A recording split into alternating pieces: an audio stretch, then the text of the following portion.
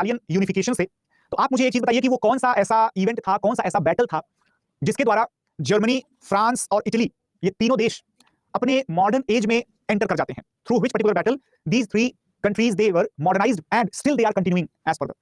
कौन से बैटल के द्वारा ये तीनों देश, बैटल या वॉर है ना, बैटल या वॉर कह लें, चलो बैटल मैंने बोल दिया, माय मिस्टेक, मुझे वॉर कहना चाहिए था, वॉर कहना चाहिए था मुझे। Battle of Waterloo, Franco Prussian, Shreya का आंसर है, बहुत बढ़िया, Waterloo Waterloo Waterloo, they were modernised through Waterloo. I think question में थोड़ा सा कंफ्यूजन हो गया। मेरा ये पूछने का मतलब ये था कि फ्रांस, जर्मनी और इटली तीनों देशों के लिए आज का जो मॉडर्न उनका स्ट्रक्चर है या उनकी जो मॉडर्न सोसाइटी है या उनका मॉडर्न सेटअप है, उसके लिए रिस्पांसिबल इंसिडेंट्स, रिस्पांसिबल वॉर जो है, ये दरअसल में 1870-71 1870-71 का जो वॉर था, फ्रैंको प्रूशियन वॉर, फ्रांस और प्रूशिया के बीच में जो लड़ाई हुई थी, उसमें फ्रांस, जर्मनी और इटली तीनों के लिए आज के कंटिन्यूअस सिस्टम को उसने शुरू कर दिया था। ध्यान रखिएगा, बैटल और वॉर्स अलग अलग होते हैं, बिल्कुल सर, बिल्कुल अलग अलग होते हैं। हाँ बिल्कुल, यस डेफिनेटली प्रखर, डेफिनेटली। बैटल मतलब होता है कोई एक सिंगल बैटल, एक युद्ध, और वॉर मतलब होता है कि मल्टीपल बैटल्स साइमल्टेनियसली, ठीक है ना, तो ये वॉर होता है। ठीक है, जैसे मैं आपसे कहूं कि सिलेबस या टॉपिक, तो अगर वॉर सिलेबस है तो बैटल टॉपिक है। ठीक है, तो ये हम लोग आज क्या पढ़ने जा रहे हैं, आज हम लोग पढ़ने जाएंगे, we are going to read और study today what we are going to study this first world war.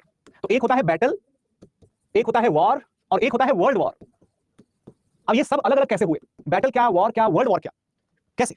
तो बैटल तो आप सभी को पता है कि two sides are fighting against each other, है ना, A versus B, battle. War मतलब होता है कि A versus B 1, A versus B, A versus B 2, A versus B 3, मतलब कि एक के बाद एक के बाद एक जो है वो लड़ाई होती ही जा रही है, होती ही जा रही है, यानी कि लड़ाई रुक नहीं रही है, इसका मतलब कि वॉर चल रहा है, वॉर चल रहा है। और वर्ल्ड वॉर क्या है भाई, जहां पर A1, B1, C1 जो है, दे आर फाइटिंग वर्सेस, है ना, B2 versus A2 versus C2, ठीक है ना, मतलब कि मल्टीपल साइड्स हैं और मल्टीपल, है ना, लोकेशंस पर साइमल्टेनियसली ढेर सारी लड़ाइयां चल रही हैं। यानी कि हम ये कह सकते हैं कि when the war becomes global, war becomes global, ठीक है, तो उसे हम कहेंगे क्या, उसे हम कहेंगे वर्ल्ड वॉर। लेकिन सवाल ये उठता है, कितने लोगों के मन में ये क्वेश्चन आ सकता है, जरा बताइएगा मुझे, कितने लोगों के मन में ये क्वेश्चन आ सकता है कि सर लड़ाई तो सिर्फ और सिर्फ यूरोप में हो रही थी, so why are we calling it as the world war, क्यों बोल रहे हैं इसको world war? Change the marker please. अरे वाह, कस्टमाइज मार्कर में कोई दिक्कत है?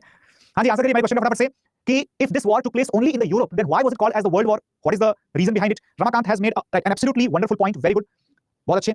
Colonialist approach, colonized every country connected indirectly, Pradeep has also made a good point, ठीक है भाई, कॉलोनियलिस्ट अप्रोच है, या every country that was connected indirectly or affected indirectly, ठीक है, every country was affected indirectly, all right। और कुछ bipolarity, they had empires worldwide, ठीक है, affected many other countries as most were the colonial countries, ठीक है, ठीक है, lot of full countries, powerful countries were involved, Indian soldiers between them, directly indirectly involved every country, excess nationalism, ठीक है, गुप्ता जी का कहना है, ठीक है, चलो भाई बहुत बढ़िया, सभी ने अपने अपने अच्छे इनपुट्स दिए हैं, अच्छे इनपुट्स दिए हैं। और अल्टीमेटली अगर मैं ये आपसे कहूं कि why was it called as a world war despite being fought only in the Europe, the reason being that the European countries were actually dominant powers in the entire world and directly indirectly they were holding the grab or the emphasis upon so many countries across the various continents। अलग अलग महाद्वीपों पर अपने प्रभाव की वजह से क्या कर रही थी, यूरोप के देशों का इनडायरेक्ट या डायरेक्ट कंट्रोल था। और जाहिर सी बात है, अगर यूरोप में लड़ाई हो रही है तो उसका इंपैक्ट एशिया में या अफ्रीका में या तो फिर लातिनी अमेरिका में, साउथ अमेरिका में, सब जगह पड़ेगा, ठीक है ना, एवरीवेयर।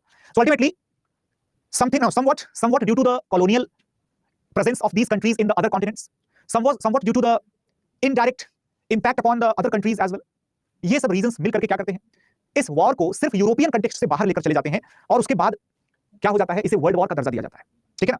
याद रखिएगा, जब ये लड़ाई हुई थी then it was not called a world war, then it was called simply a great war of Europe.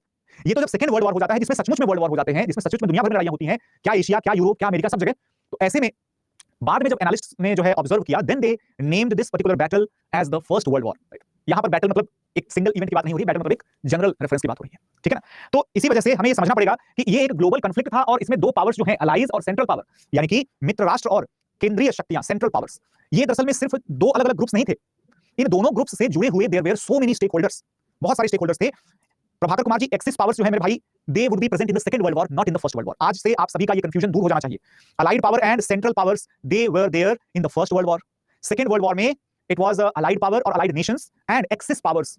तो ये थोड़ा सा आप लोगों को देखना है ना, मित्र राष्ट्र और केंद्रीय राष्ट्र एंड मित्र राष्ट्र और धुरी राष्ट्र, ठीक है ना, ये कहते हैं इनको फर्स्ट और सेकंड वाले में। यस एग्जैक्टली रौनक, सेम लाइन मैंने आपसे बोली थी। तो भाई देखो, इसमें दो कोलिशंस तो मेन थे, लेकिन इस वॉर ने अलग अलग दुनिया के सभी मेजर इलाकों को इसने इंपैक्ट किया और मिलियंस ऑफ कैजुअलिटीज, ढेर सारी एपिडेमिक्स, ढेर सारी डेथ और दुनिया भर में जो है वो इकोनॉमिक क्राइसिस को इसने जन्म दिया। और रिजल्ट के तौर पर this was one of the most futile, one of the most dangerous wars which ever occurred on the globe, ठीक है। So how we came to conclusion that who will be the central power and allied powers? We did not come to any conclusion, right? They had declared themselves as the allied powers and the central powers. और central power मतलब कैसे हो गया central? भाई एक तरफ western Europe है, एक तरफ ईस्टर्न यूरोप है, जो बचे हैं वो सेंट्रल पावर्स, सेंट्रल यूरोपियंस, ठीक है ना। तो इसमें जो है वो ऑस्ट्रिया हंगरी आ गया, जर्मनी का आ गया और तुर्की का आ गया, ठीक है ना। तो इस तरीके से आप अभी मैप वगैरह है ना, आप लोग बिल्कुल सारी चीजें आज इस क्लास में सब कुछ एकदम बेहतरीन तरीके से आपको बताया समझाया जाएगा। It will be a great learning, right. आप लोगों को मजा आएगा। अगर इन केस कोई क्वेश्चन आता है, क्वेरीज वगैरह कुछ भी होती है, तो आप तो सब जानते हैं कि कैसे पूछना होता है, कब पूछना होता है, राइट। आई एक्सपेक्ट कि most of you are regular in the classes, most of you are watching the videos and classes regularly, तो कोई इश्यू तो नहीं आना चाहिए, ठीक है। चलो भाई शुरू करते हैं। तो सबसे पहले हम लोग देखेंगे कि ऐसा क्या हो गया यूरोप में कि इतनी बड़ी लड़ाई की नौबत आ गई भाई। आप लोगों को सभी को याद होगा, मैंने आपसे बताया था कि भाई किस तरीके से जो यूरोपियन एरिया है बेसिकली, ठीक है, जो यूरोपियन एरिया है इसमें कैसे और ऐसा हो रहा था कि इवेंचुअली जब आप देखते हैं कि भाई जर्मनी का जो इलाका है या जो इटली का इलाका है, तो बेसिकली जर्मनी हो गया या फ्रांस हो गया या स्पेन हो गया, ठीक है ना, या स्पेन या पुर्तगाल हो गया, ये स्पेन है आपका, या ये जर्मनी है, ठीक है ना। ये यहाँ पर आपको ऑस्ट्रिया हंगरी, ये इटली हो गया, है ना, ये फ्रांस का इलाका सब पूरा फ्रांस हो गया, ठीक है। तो ये फ्रांस, ये जर्मनी, ये ऑस्ट्रिया हंगरी, ये आपका फ्रांस ही फ्रांस है, ये आपका यूके है, ठीक है ना। इधर जो है पूरा वो सब रशियन एम्पायर है, ठीक है। इधर और भी छोटे छोटे बहुत सारे देश जो कि ऑस्ट्रियन एम्पायर का हिस्सा है, और राइट एवरीवन। तो ये सब कुछ जो है आपको एक जनरल एक रफ आइडिया लेना है। रियल मैप में देखेंगे ना तो आपको थोड़ा और भी बेहतर से समझ में आ सकता है, लेकिन दिक्कत यह है कि हमने अगर पहले मैप्स नहीं देखे हैं तो हमें थोड़ी सी दिक्कत हो सकती है समझने के लिए। इसीलिए आपको मैंने एक बहुत ही रफ डायग्राम बना दिया कि अगर आप इसे यूरोप मान लेते हैं तो यहाँ पर स्पेन और पुर्तगाल है, ठीक है ना। ये जो है पूरा ये आपका फ्रांस का इलाका है, ये जो है आपका इटली का इलाका है, यहाँ जो है आपका जर्मनी है, ये आपके स्कैंडिनेवियन कंट्रीज हैं, और ये पूरा का पूरा सब रशिया, यहाँ जो है इसको हम कहते हैं बाल्कन, क्या कहते हैं, बाल्कन, ठीक है। ये पूरा फ्रांस, यहाँ पर क्या है, यूके। तो आपको मैप में अपनी मर्जी से अपनी अंडरस्टैंडिंग से किसी भी तरीके का शेप अगर दे दिया जाए तो उसे आप लोकेट कर सकें कि हाँ अप्रोक्सीमेटली तो यहीं पर होगा। This will give you a great confidence no matter how is the shape of the map. If you are able to imagine the relative positions of those countries then it will be a wonderful experience in learning about the world wars और even the world history या फिर geography, दोनों के लिए, सभी के लिए। तो आप सभी से मैं बार-बार इंसिस्ट कर रहा हूं कि आप लोग एटलस को बहुत स्ट्रांग पॉइंट बना लीजिए अपने लिए, ठीक है ना। यूपीएससी में जीएस 1 जो है ये पूरा का पूरा एटलस का खेल है दोस्त, ठीक है। थोड़ा सा अगर उसमें सोशल इश्यूज वाले क्वेश्चन को साइड में कर दें तो बाल्कन क्या होता है, बाल्कन कंट्री नहीं है, बाल्कन एक रीजन है, क्षेत्र है, ठीक है ना, एक रीजन है, गॉट इट। अब जब हमें इन लोकेशंस का पता चल चुका है तब हमें ये भी समझ में आना चाहिए कि देखो 1914 के आसपास यूरोप में क्या चल रहा होगा। यूरोप में दरअसल में उस टाइम पीरियड पर, just a second everyone, Europe में दरअसल में उस टाइम पीरियड पर क्या हो रहा होगा कि भाई सिंपल सा अगर हम देखें तो एक इटालियन और जर्मन यूनिफिकेशन जो है, इटालियन और जर्मन यूनिफिकेशन के बाद नेशनलिज्म का दौर चल रहा था। क्या चल रहा था, नेशनलिज्म का दौर चल रहा था। और ये नेशनलिज्म जो है this was extremely high amongst the racial minorities और racial communities। दोस्तों एक बात जरा सोचने की कोशिश करिएगा कि अगर मैं आपसे कहूं कि भारत में सपोज किसी एक कम्युनिटी के इंडिपेंडेंट नेशन की डिमांड को एक्सेप्ट कर लिया जाए, आज की तारीख में अगर एक्सेप्ट कर लिया जाए, या कोई एक कम्युनिटी अपने संघर्ष के दम पर, अपनी स्ट्रगल के दम पर अपने लिए एक अलग देश बनाने में कामयाब हो जाए, भले ही उसके लिए उसके अगल बगल के इलाकों को थोड़ा सा छीना झपटी करनी पड़े, थोड़ा सा स्नैच करना पड़े।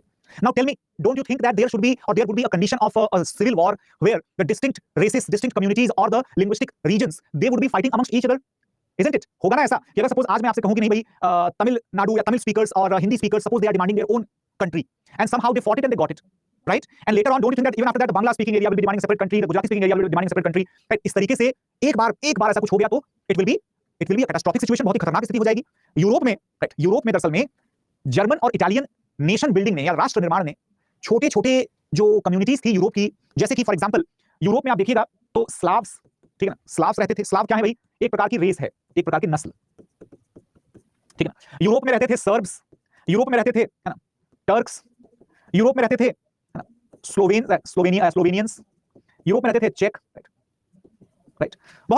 बहुत सारे अलग अलग जो है वो रेस या कम्युनिटी के लोग जो है वो रहा करते थे। अब ये लोग जो है आपस में लड़ना भिड़ना शुरू कर देंगे, एक दूसरे के खिलाफ जो है, एक जो भी पावर उनके ऊपर डोमिनेंट है उस पावर के अगेंस्ट स्ट्रगल करने की शुरुआत कर देंगे। क्यों कर देंगे भला? क्योंकि उनके लिए ये नेशनलिज्म का सवाल है, उनके लिए अपना राष्ट्र चाहिए उनको खुद को, ठीक है।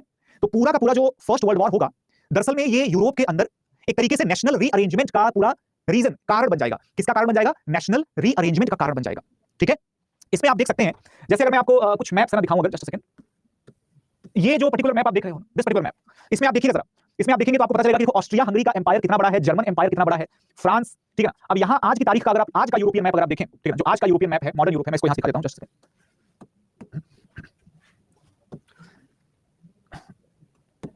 मॉडर्न यूरोप, ठीक है। तो मॉडर्न यूरोप अगर आप देखेंगे तो इसमें आज आपको जो देश नजर आ रहे हैं, जो आज आपको नजर आ रहे हैं देश, जरा उनके साथ एक बार कंपेयर करके देखिए, just compare it once with modern Europe, ठीक है ना।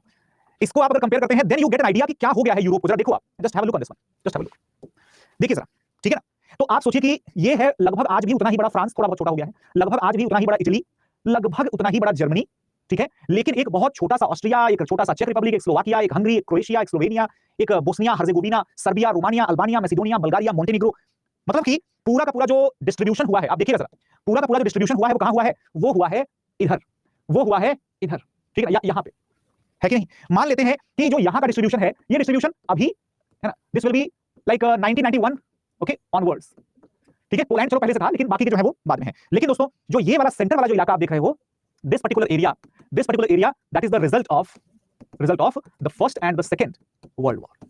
फर्स्ट और सेकंड वर्ल्ड वॉर का रिजल्ट है ये, पूरा का पूरा ध्यान रखिएगा, ठीक है।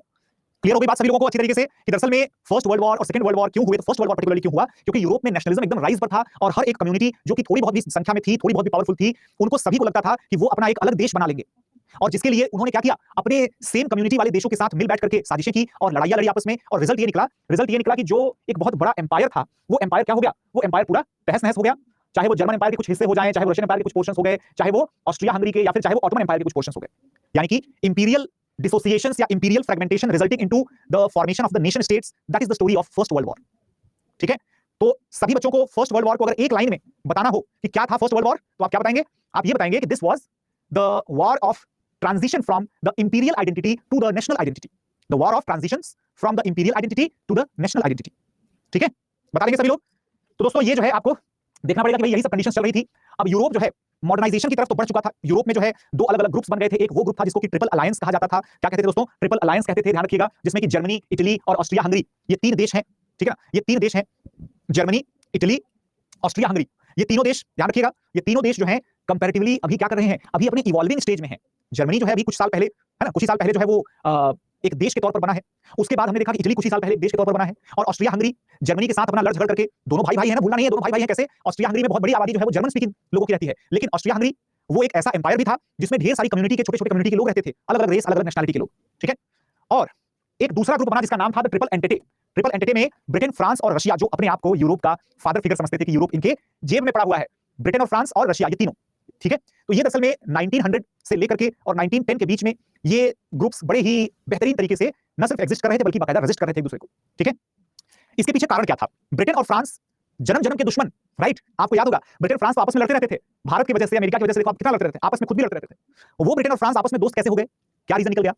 रीजन था the rise of the eminent rise of the German nation. दोस्तों जर्मनी का उदय जो है, this became the most prominent factor to push the France closer towards the Britain, alright, and the rise of Germany it pushed the Russians closer towards the Britain. क्यों? क्योंकि Germany का जो influence था वो सेंट्रल यूरोप से लेकर के वो पूर्वी यूरोप तक फैलने लगा था, और रशिया के सामने जर्मनी नया नया देश बना और इंडस्ट्रियली, औद्योगिक रूप से, इकोनॉमिकली जबरदस्त प्रोग्रेस करने लगा। Russia was literally a backward country as compared to Germany. Therefore Russians they decided to end their animosity, their enmity with the British.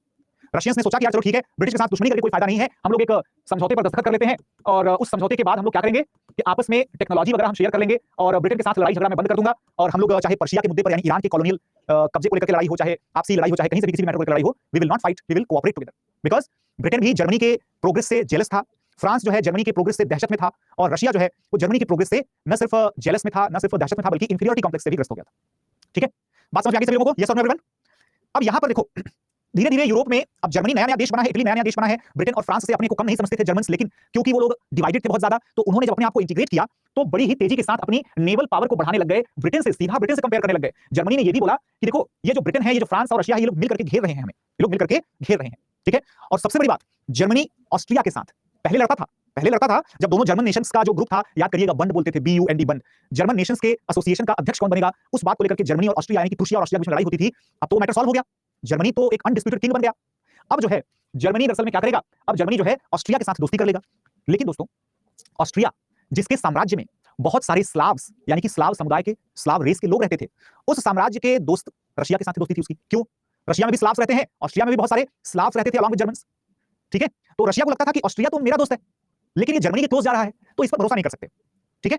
तो नतीजा ये निकला दरअसल में कि जब रशिया और ब्रिटेन और फ्रांस ने जब आपस में समझौता कर लिया, तो ऑस्ट्रिया को भी ये पूरा यकीन हो गया कि भाई चाहे स्लाव्स हो चाहे कोई भी हो, हमारी साइड, हमारी पार्टी तो जर्मनी वाली है, ठीक है।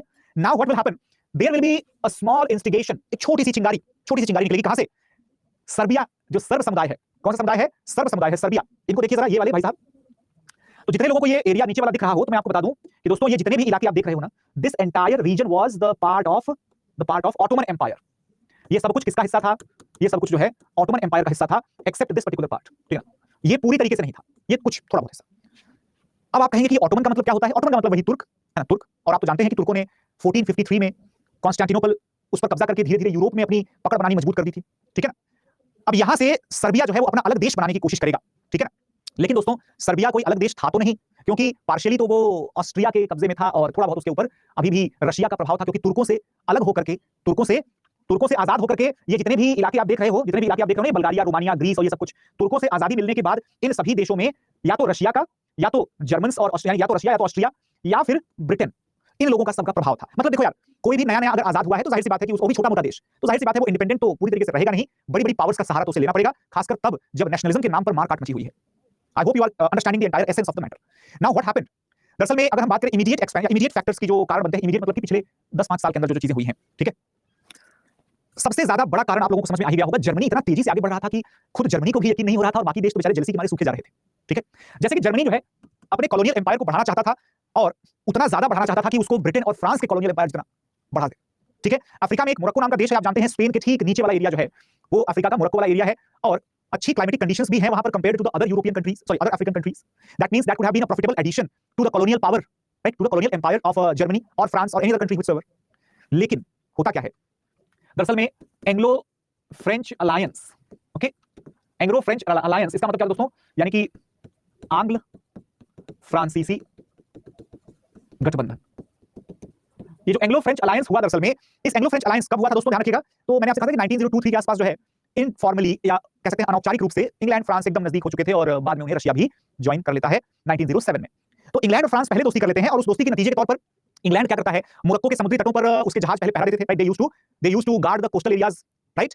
सो what happened, the British actually allowed और they basically permitted the French to house और हार्बर देयर शिप्स और their settlements at the Moroccan coast. नतीजा क्या निकला? नतीजा ये निकला दोस्त कि मोरक्को जो है 1912 में, 1912 में, सोचो जरा, मतलब ऐसा भी हुआ, इतना पूरे हंड्रेड्स ऑफ इयर्स बीत गए तब नहीं, 1912 में जाकर के Morocco it became a French colony, alright, it became French colony.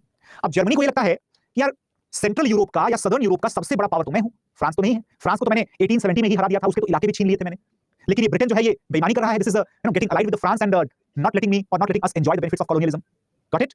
नतीजा ये, जर्मनी मोरक्को के मैटर में इंटरफेयर करने की कोशिश करता है, लेकिन ब्रिटेन के सामने तो कोई भी हैसियत रहती नहीं है जर्मनी की, ठीक है। तो जैसा मैं आपसे बताया कि 1902-3 से फ्रांस और ब्रिटेन जो है वो नजदीक आने लगे थे और 1904 में इन्होंने समझौता कर लिया। उस समझौते के बाद दोस्तों मोरक्को के फ्यूचर को डिसाइड करने के लिए एक अल्गासिरस जो है, अल्गासिरस कॉन्फ्रेंस या अल्गासिरस समझौता जो है वो सम्मेलन जो है वो हुआ, समझौता नहीं, अल्गासिरस सम्मेलन। उस सम्मेलन में जर्मनी को जो है क्रिटिसाइज किया गया, ब्रिटेन ने, फ्रांस ने मिलकर के जर्मनी को क्या किया, डिसअलाउ कर दिया, ठीक है। अब होता क्या है, ये अल्गासिरस सम्मेलन जो है दोस्तों, ये ब्रिटेन, रशिया, इटली और स्पेन, आप में से कितने लोगों को इटली का नाम देख करके आश्चर्य लगा?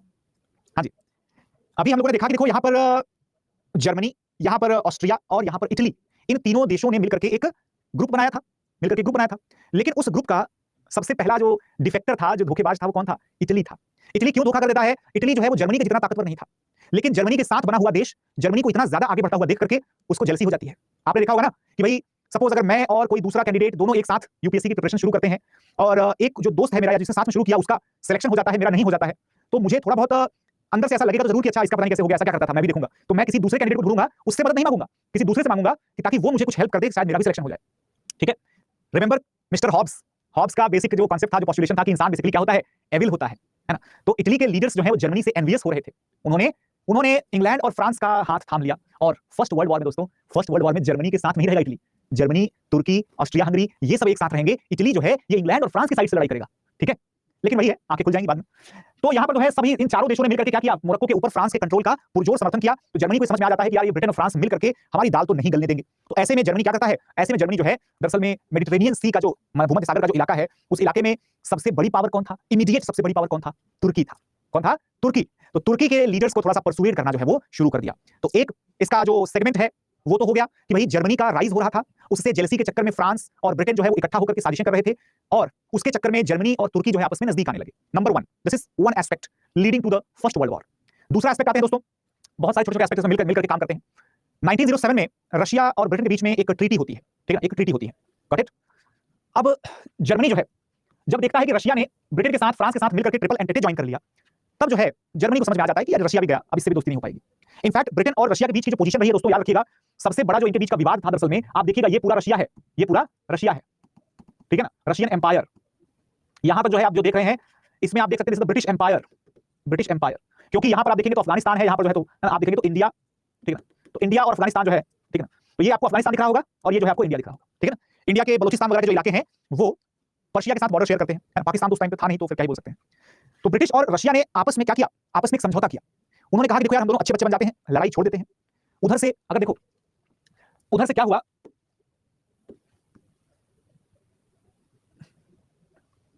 ठीक है, ये जो पोर्शन आप देख रहे हो, ये जो पोर्शन आप देख रहे हो, जो ये वाला इलाका है ना, यहां पर ये देखो, ये पूरा किसका इलाका है दोस्तों, ये सब पूरा पर्शिया यानी ईरान का इलाका है। तो दरअसल में ये अफगानिस्तान है, आप जानते हैं ये पूरा क्या है, ये पूरा जो है वो आपको सभी को पता होगा कि दोस्तों यहां से जो है ये तिब्बत का इलाका है, ये तिब्बत का इलाका है, ठीक है ना। अब आपने देखा होगा कि जब तिब्बत का इलाका देख रहे हो, जब तिब्बत का इलाका देख रहे हो तो इसमें आपको एक चीज तो पता चली गई होगी, एक चीज तो पता चली गई होगी कि रशिया यहां पर भी ऊपर मौजूद है, रशिया यहां पर भी ऊपर मौजूद है, रशिया यहां पर भी ऊपर मौजूद है, ठीक है। हाँ जी, अब हो क्या रहा है दरअसल में, हो क्या रहा है, अरे कजाकिस्तान की कोई अभी है ना, अभी देखो ये जितने भी देश हम लोग आज देख रहे हैं, Kazakhstan, Uzbekistan, Tajikistan, Turkmenistan, Kyrgyzstan, कुछ भी नहीं था, ये सब के सब रशियन साम्राज्य का हिस्सा है, ठीक है, सबके सब, इन सब की कोई, ये लोग कोई कहीं पे नहीं थे, करेक्ट। अब होता क्या है दोस्तों कि ब्रिटेन को लगा कि चलो ठीक है, अगर हमने रशिया के साथ क्या कर लिया, ईरान को लेकर के हमने समझौता कर लिया, तो ईरान को लेकर के समझौता करने का नतीजा ये निकलेगा कि ये वाला पोर्शन ईरान का ये ब्रिटिश डोमिनेट कर लेंगे, British dominated part of Iran, और दूसरा वाला जो पोर्शन रहेगा, दूसरा वाला पोर्शन यानी कि इधर वाला जो पोर्शन है, ये जो है दोस्तों this will be the Russian dominated Iran, Russian dominated Iran. और आप लोगों को ये पता होना चाहिए कि ईरान के लिए या ईरान के चक्कर में लड़ाई लड़ क्यों रहे थे ये लोग, ऐसी क्या खास बात थी ईरान में लड़ाई लड़ने के पीछे भाई। दोस्तों दरअसल में रशिया के लिए ईरान जो है, रशिया के लिए ईरान जो है वो इंडियन ओशन पहुंचने का एकमात्र सबसे छोटा रास्ता था। रिसोर्सेस की दूर की बात है, रिसोर्सेस वगैरह नहीं चाहिए, रशिया को चाहिए हिंद महासागर का व्यापार, इंडियन ओशन का ट्रेड। ऑयल वगैरह की अभी कोई चर्चा नहीं है, ऑयल वगैरह की अभी कोई चर्चा नहीं है, oil was not a major source in that time, ठीक है ना। सो दैट इज व्हाई कि ईरान को, Russia needed Iran for access, just for access to या for accessing the Indian Ocean. और ब्रिटेन को ईरान क्यों चाहिए भाई, ब्रिटेन को ईरान इसलिए चाहिए दोस्त क्योंकि अगर ब्रिटेन के पास ईरान का एक हिस्सा रहेगा तो ब्रिटेन के पास क्या हो जाएगा, एक कंटिन्यूअस जो है कनेक्शन हो जाएगा up to the other colony of Iraq, Oman, ये सब ब्रिटिश कॉलोनीज थी, तो वहां तक इनको डायरेक्ट कनेक्शन मिल जाएगा। प्लस प्लस ईरान के ऊपर अगर कब्जा रहेगा तो ब्रिटेन के लिए जो है रशिया का रास्ता ब्लॉक करना और भी इजी हो जाएगा। ब्रिटेन कभी भी नहीं चाहता था कि रशिया उसके लिए उसके साम्राज्य के आसपास भी फटके, इसीलिए ब्रिटेन ने अफगानिस्तान में अपने पपेट बिठा रखे थे, ब्रिटेन ने जो है पर्शिया के अपने पपेट बिठा रखे थे, ब्रिटेन ने जो है कश्मीर में अपने पपेट स्टेट्स बिठा रखे थे, ब्रिटेन ने जो है तिब्बत में अपने पपेट स्टेट्स बिठा रखे थे, ठीक है ना। तो आपको सभी को एक चीज की क्लैरिटी तो मिल गई होगी कि Britain was not willing to allow Russia near its Indian Empire at any cost. आई बात समझ में? यस और नो एवरीवन? सभी लोगों को क्लियरली चीज समझ में आ रही नहीं आ रही? अगर आपने इंडियन हिस्ट्री अच्छे से पढ़ा है, मॉडर्न हिस्ट्री, अगर आपने मॉडर्न हिस्ट्री में ये सारे डायमेंशंस आपने टच किए हैं कि एंग्लो रशियन दिक्कतों की वजह से इंडिया में कौन-कौन से वार हुए थे, तो आपको सब चीजें अच्छे से क्लियर हो जाएंगी, ठीक है ना। चलो, अगर आपने पढ़ लिया मान लो, अगर आपने पढ़ लिया मान लो, तो आपको क्लियर हो गया होगा कि दरअसल में पर्शिया के काफी सारे इलाके जो हैं, जो नॉर्थ वाले पोर्शन थे उस पर रशिया ने अपना कब्जा कर लिया और इधर वाले पर जो है ब्रिटेन का प्रभाव पड़ गया। ये कार्टून जो है दोस्तों एक छपा था, ये कार्टून दरअसल में दिखाता है कि किस तरीके से, देखो जरा, कि ये ब्रिटेन है और ये जो है रशिया है, और ये जो है क्या कर रहा है, ईरान को क्या कर रहे हैं, आपस में डिवाइड कर ले रहे हैं, ठीक है। अब हो क्या रहा है,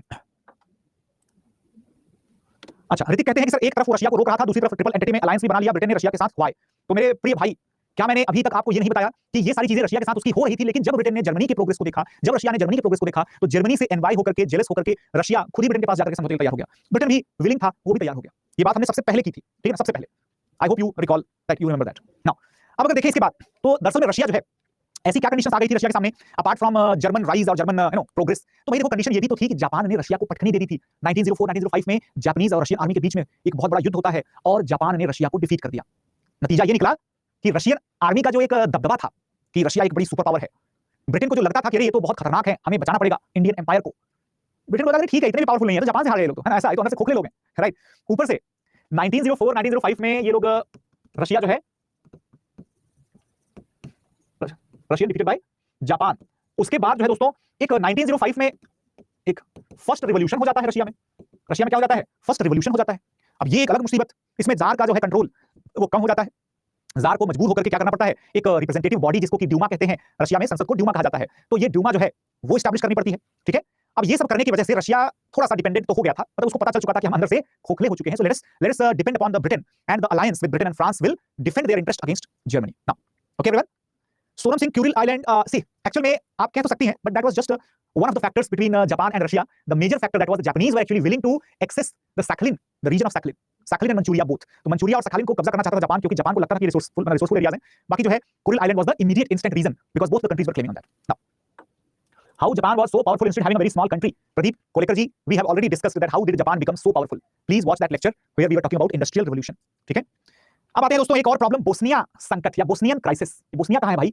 ये देखो जरा, ये बड़ा सा ऑस्ट्रिया हंगरी का साम्राज्य, ऑस्ट्रिया हंगरी का साम्राज्य। तो आपको यहां पर दिख रहा होगा ऑस्ट्रिया हंगरी साम्राज्य के बीच में एक इलाका जिसको कि हम कहते हैं बोस्निया। क्या कहते हैं? बोस्निया। और यहां पर आपको दिख रहा होगा ये है आपका इलाका जिसको कहते हैं सर्बिया। ये है उसी में जिसको कहते हैं क्रोएशिया। क्या कहते हैं? क्रोएशिया। यहां पर जो है दोस्तों ये है आपका सर्बिया, ये है मोंटेनिग्रो, ये है हर्जेगोविना। हर्जेगोविना, ठीक है। सोचो जरा ये कितने बड़े-बड़े देश छुपे पड़े हैं किसके अंदर? सब ऑस्ट्रियन साम्राज्य के अंदर छुपे पड़े हैं। अब ऑस्ट्रियन साम्राज्य, ऑस्ट्रिया हंगरी साम्राज्य जो है, ऑस्ट्रिया हंगरी एम्पायर, उसके अंदर एक कम्युनिटी रहती है जिसको कहते हैं बोस्नियन। क्या कहते हैं? बोस्नियन। दरअसल में दोस्तों ऑस्ट्रिया हंगरी और सर्बिया ये दोनों जो है बोस्निया के ऊपर अपना दावा ठोक रहे थे, क्योंकि बोस्निया जो कि एक टर्किश प्रोविंस था, एक टर्किश प्रोविंस था, वो दरअसल में इस बात को काफी ज्यादा रेजिस्ट करते थे कि उनके ऊपर पहले तो टर्क्स ने कब्जा कर लिया, उसके बाद जो है वो ऑस्ट्रियन कम्युनिटी ने कब्जा कर लिया, उनको अपना अलग देश चाहिए, उनको अपना अलग देश चाहिए, या फिर सर्बिया के साथ जो है उनका एक मोरल सपोर्ट या मोरल कनेक्शन जो है वो हो रहा था। अब दरअसल में जब ऑस्ट्रिया की सेनाएं बोस्निया में मौजूद थी, ठीक है ना, बोस्निया में मौजूद थी, क्योंकि उनको लगता था कि तुर्की कहीं दोबारा से ना कब्जा कर ले, तुर्की की सरकार नाराज हो गई, ठीक है, तुर्की की सरकार नाराज हो गई। लेकिन ऑस्ट्रिया हंगरी ने फाइनली जब क्या किया, बोस्निया को कब्जा कर लिया, तो अब सर्बिया के साथ जो है, सर्बिया के साथ ऑस्ट्रिया की दुश्मनी हो गई। अब एक बात समझो जरा, एक बात समझो, इस मैप को देखो, इस मैप को आप देखो दोबारा से, और ये देखो एक है देश सर्बिया, एक है देश यहां पर तुर्क साम्राज्य, ऑटोमन एम्पायर यानी तुर्क साम्राज्य, ठीक है, एक है ऑस्ट्रिया हंगरी साम्राज्य।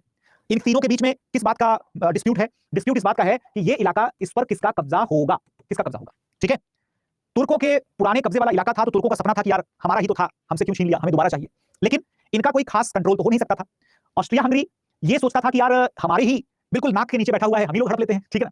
लेकिन सर्बिया को ये लगता है कि बोस्निया में तो इतने सारे सर्ब रहते हैं, इतने सारे सर्ब रहते हैं, तो ये इस हिसाब से तो ये हमारा होना चाहिए। इसी बात को लेकर के सर्बिया और ऑस्ट्रिया हंगरी के बीच में डिस्प्यूट होता है, और ये लोग बेचारे साइड हट जाते हैं थोड़ा सा, और अल्टीमेटली ऑस्ट्रिया हंगरी ने क्या किया, बोस्निया के ऊपर कब्जा कर लिया, बोस्निया के ऊपर क्या कर लिया, कब्जा कर लिया, ठीक है। इस मैप को देख करके आपको पता चलेगा कि ये जो बोस्निया और हर्जेगोविना का जो इलाका है, आप देख सकते हैं बोस्निया और हर्जेगोविना का जो इलाका है, इस इलाके में ये जो कलर आपको दिख रहा है ना, कौन सा कलर दिख रहा है? ये पर्पल कलर दिख रहा है आपको, पर्पल कलर में आप देख सकते हैं, ठीक है ना। ये हम कहते हैं इन्हें सर्ब। क्या कहते हैं? सर्ब। सर्ब वाले लोग देखो कितने ज्यादा हैं, कितने ज्यादा, देख रहे हो आप लोग सभी लोग कितने ज्यादा हैं, ठीक है। इसका मतलब कि सर्बिया का जो दावा था वो इस बेसिस पर था कि हमारे भाई लोग उधर रहते हैं तो वो हमारा देश होगा, ऐसा टाइप्स, ठीक है। जब ऑस्ट्रिया हंगरी ने, ध्यान से सुनिएगा, बिल्कुल कड़ी भाई, एक कड़ी जुड़ी हुई है, जब ऑस्ट्रिया हंगरी ने बोस्निया पर कब्जा कर लिया तो सर्बिया को लगा बुरा। सर्बिया को बुरा क्यों लगेगा? Serbia wanted that land because that land was inhabited by a large population of their own race, Serb community. हाँ कि ना, समझ में आ रहा सभी को? लेकिन अब सर्बिया को लगा कि यार ठीक है, हम थोड़ी सी मदद मांग लेते हैं। मदद किससे मांगेंगे? रशिया से मदद मांग लेंगे। रशिया से मदद क्यों मांगेंगे? क्योंकि रशिया में जो है, रशिया में तो स्लाव समुदाय रहता है, और हमारे इधर भी स्लाव समुदाय रहता है। आप देख लीजिए भला, इस मैप को देखिए, है ना, आप देखिए यहाँ पर स्लाव्स जो है, बेसिकली सर्ब्स जो है ना, सर्ब्स ये काफी हद तक स्लाव्स के बिल्कुल नजदीक है, ठीक है। तो हमारे यहाँ पर भी स्लाव समुदाय रहता है, रशिया में भी स्लाव रहता है, और सर्ब और स्लाव तो जो है वो क्या है, दोस्त हैं, तो रशिया हमारी मदद जरूर करेगा। दोस्तों नेशनलिज्म को डिफाइन करने के लिए आप देख लीजिए यहाँ पर डेफिनेशन तैयार हो रही है। नेशनलिज्म को कैसे डिसाइड कर रहा है? कल्चरल और रेशियल बेसिस पर, कि अगर हम सपोज सिंधी हैं तो सारे सिंधी दुनिया में जहां भी हैं वो एक देश हैं, या अड़ोस पड़ोस के सभी सिंधियों को मिला करके एक देश हैं, इस तरीके से, ठीक है ना। I hope it's clear to all of you now.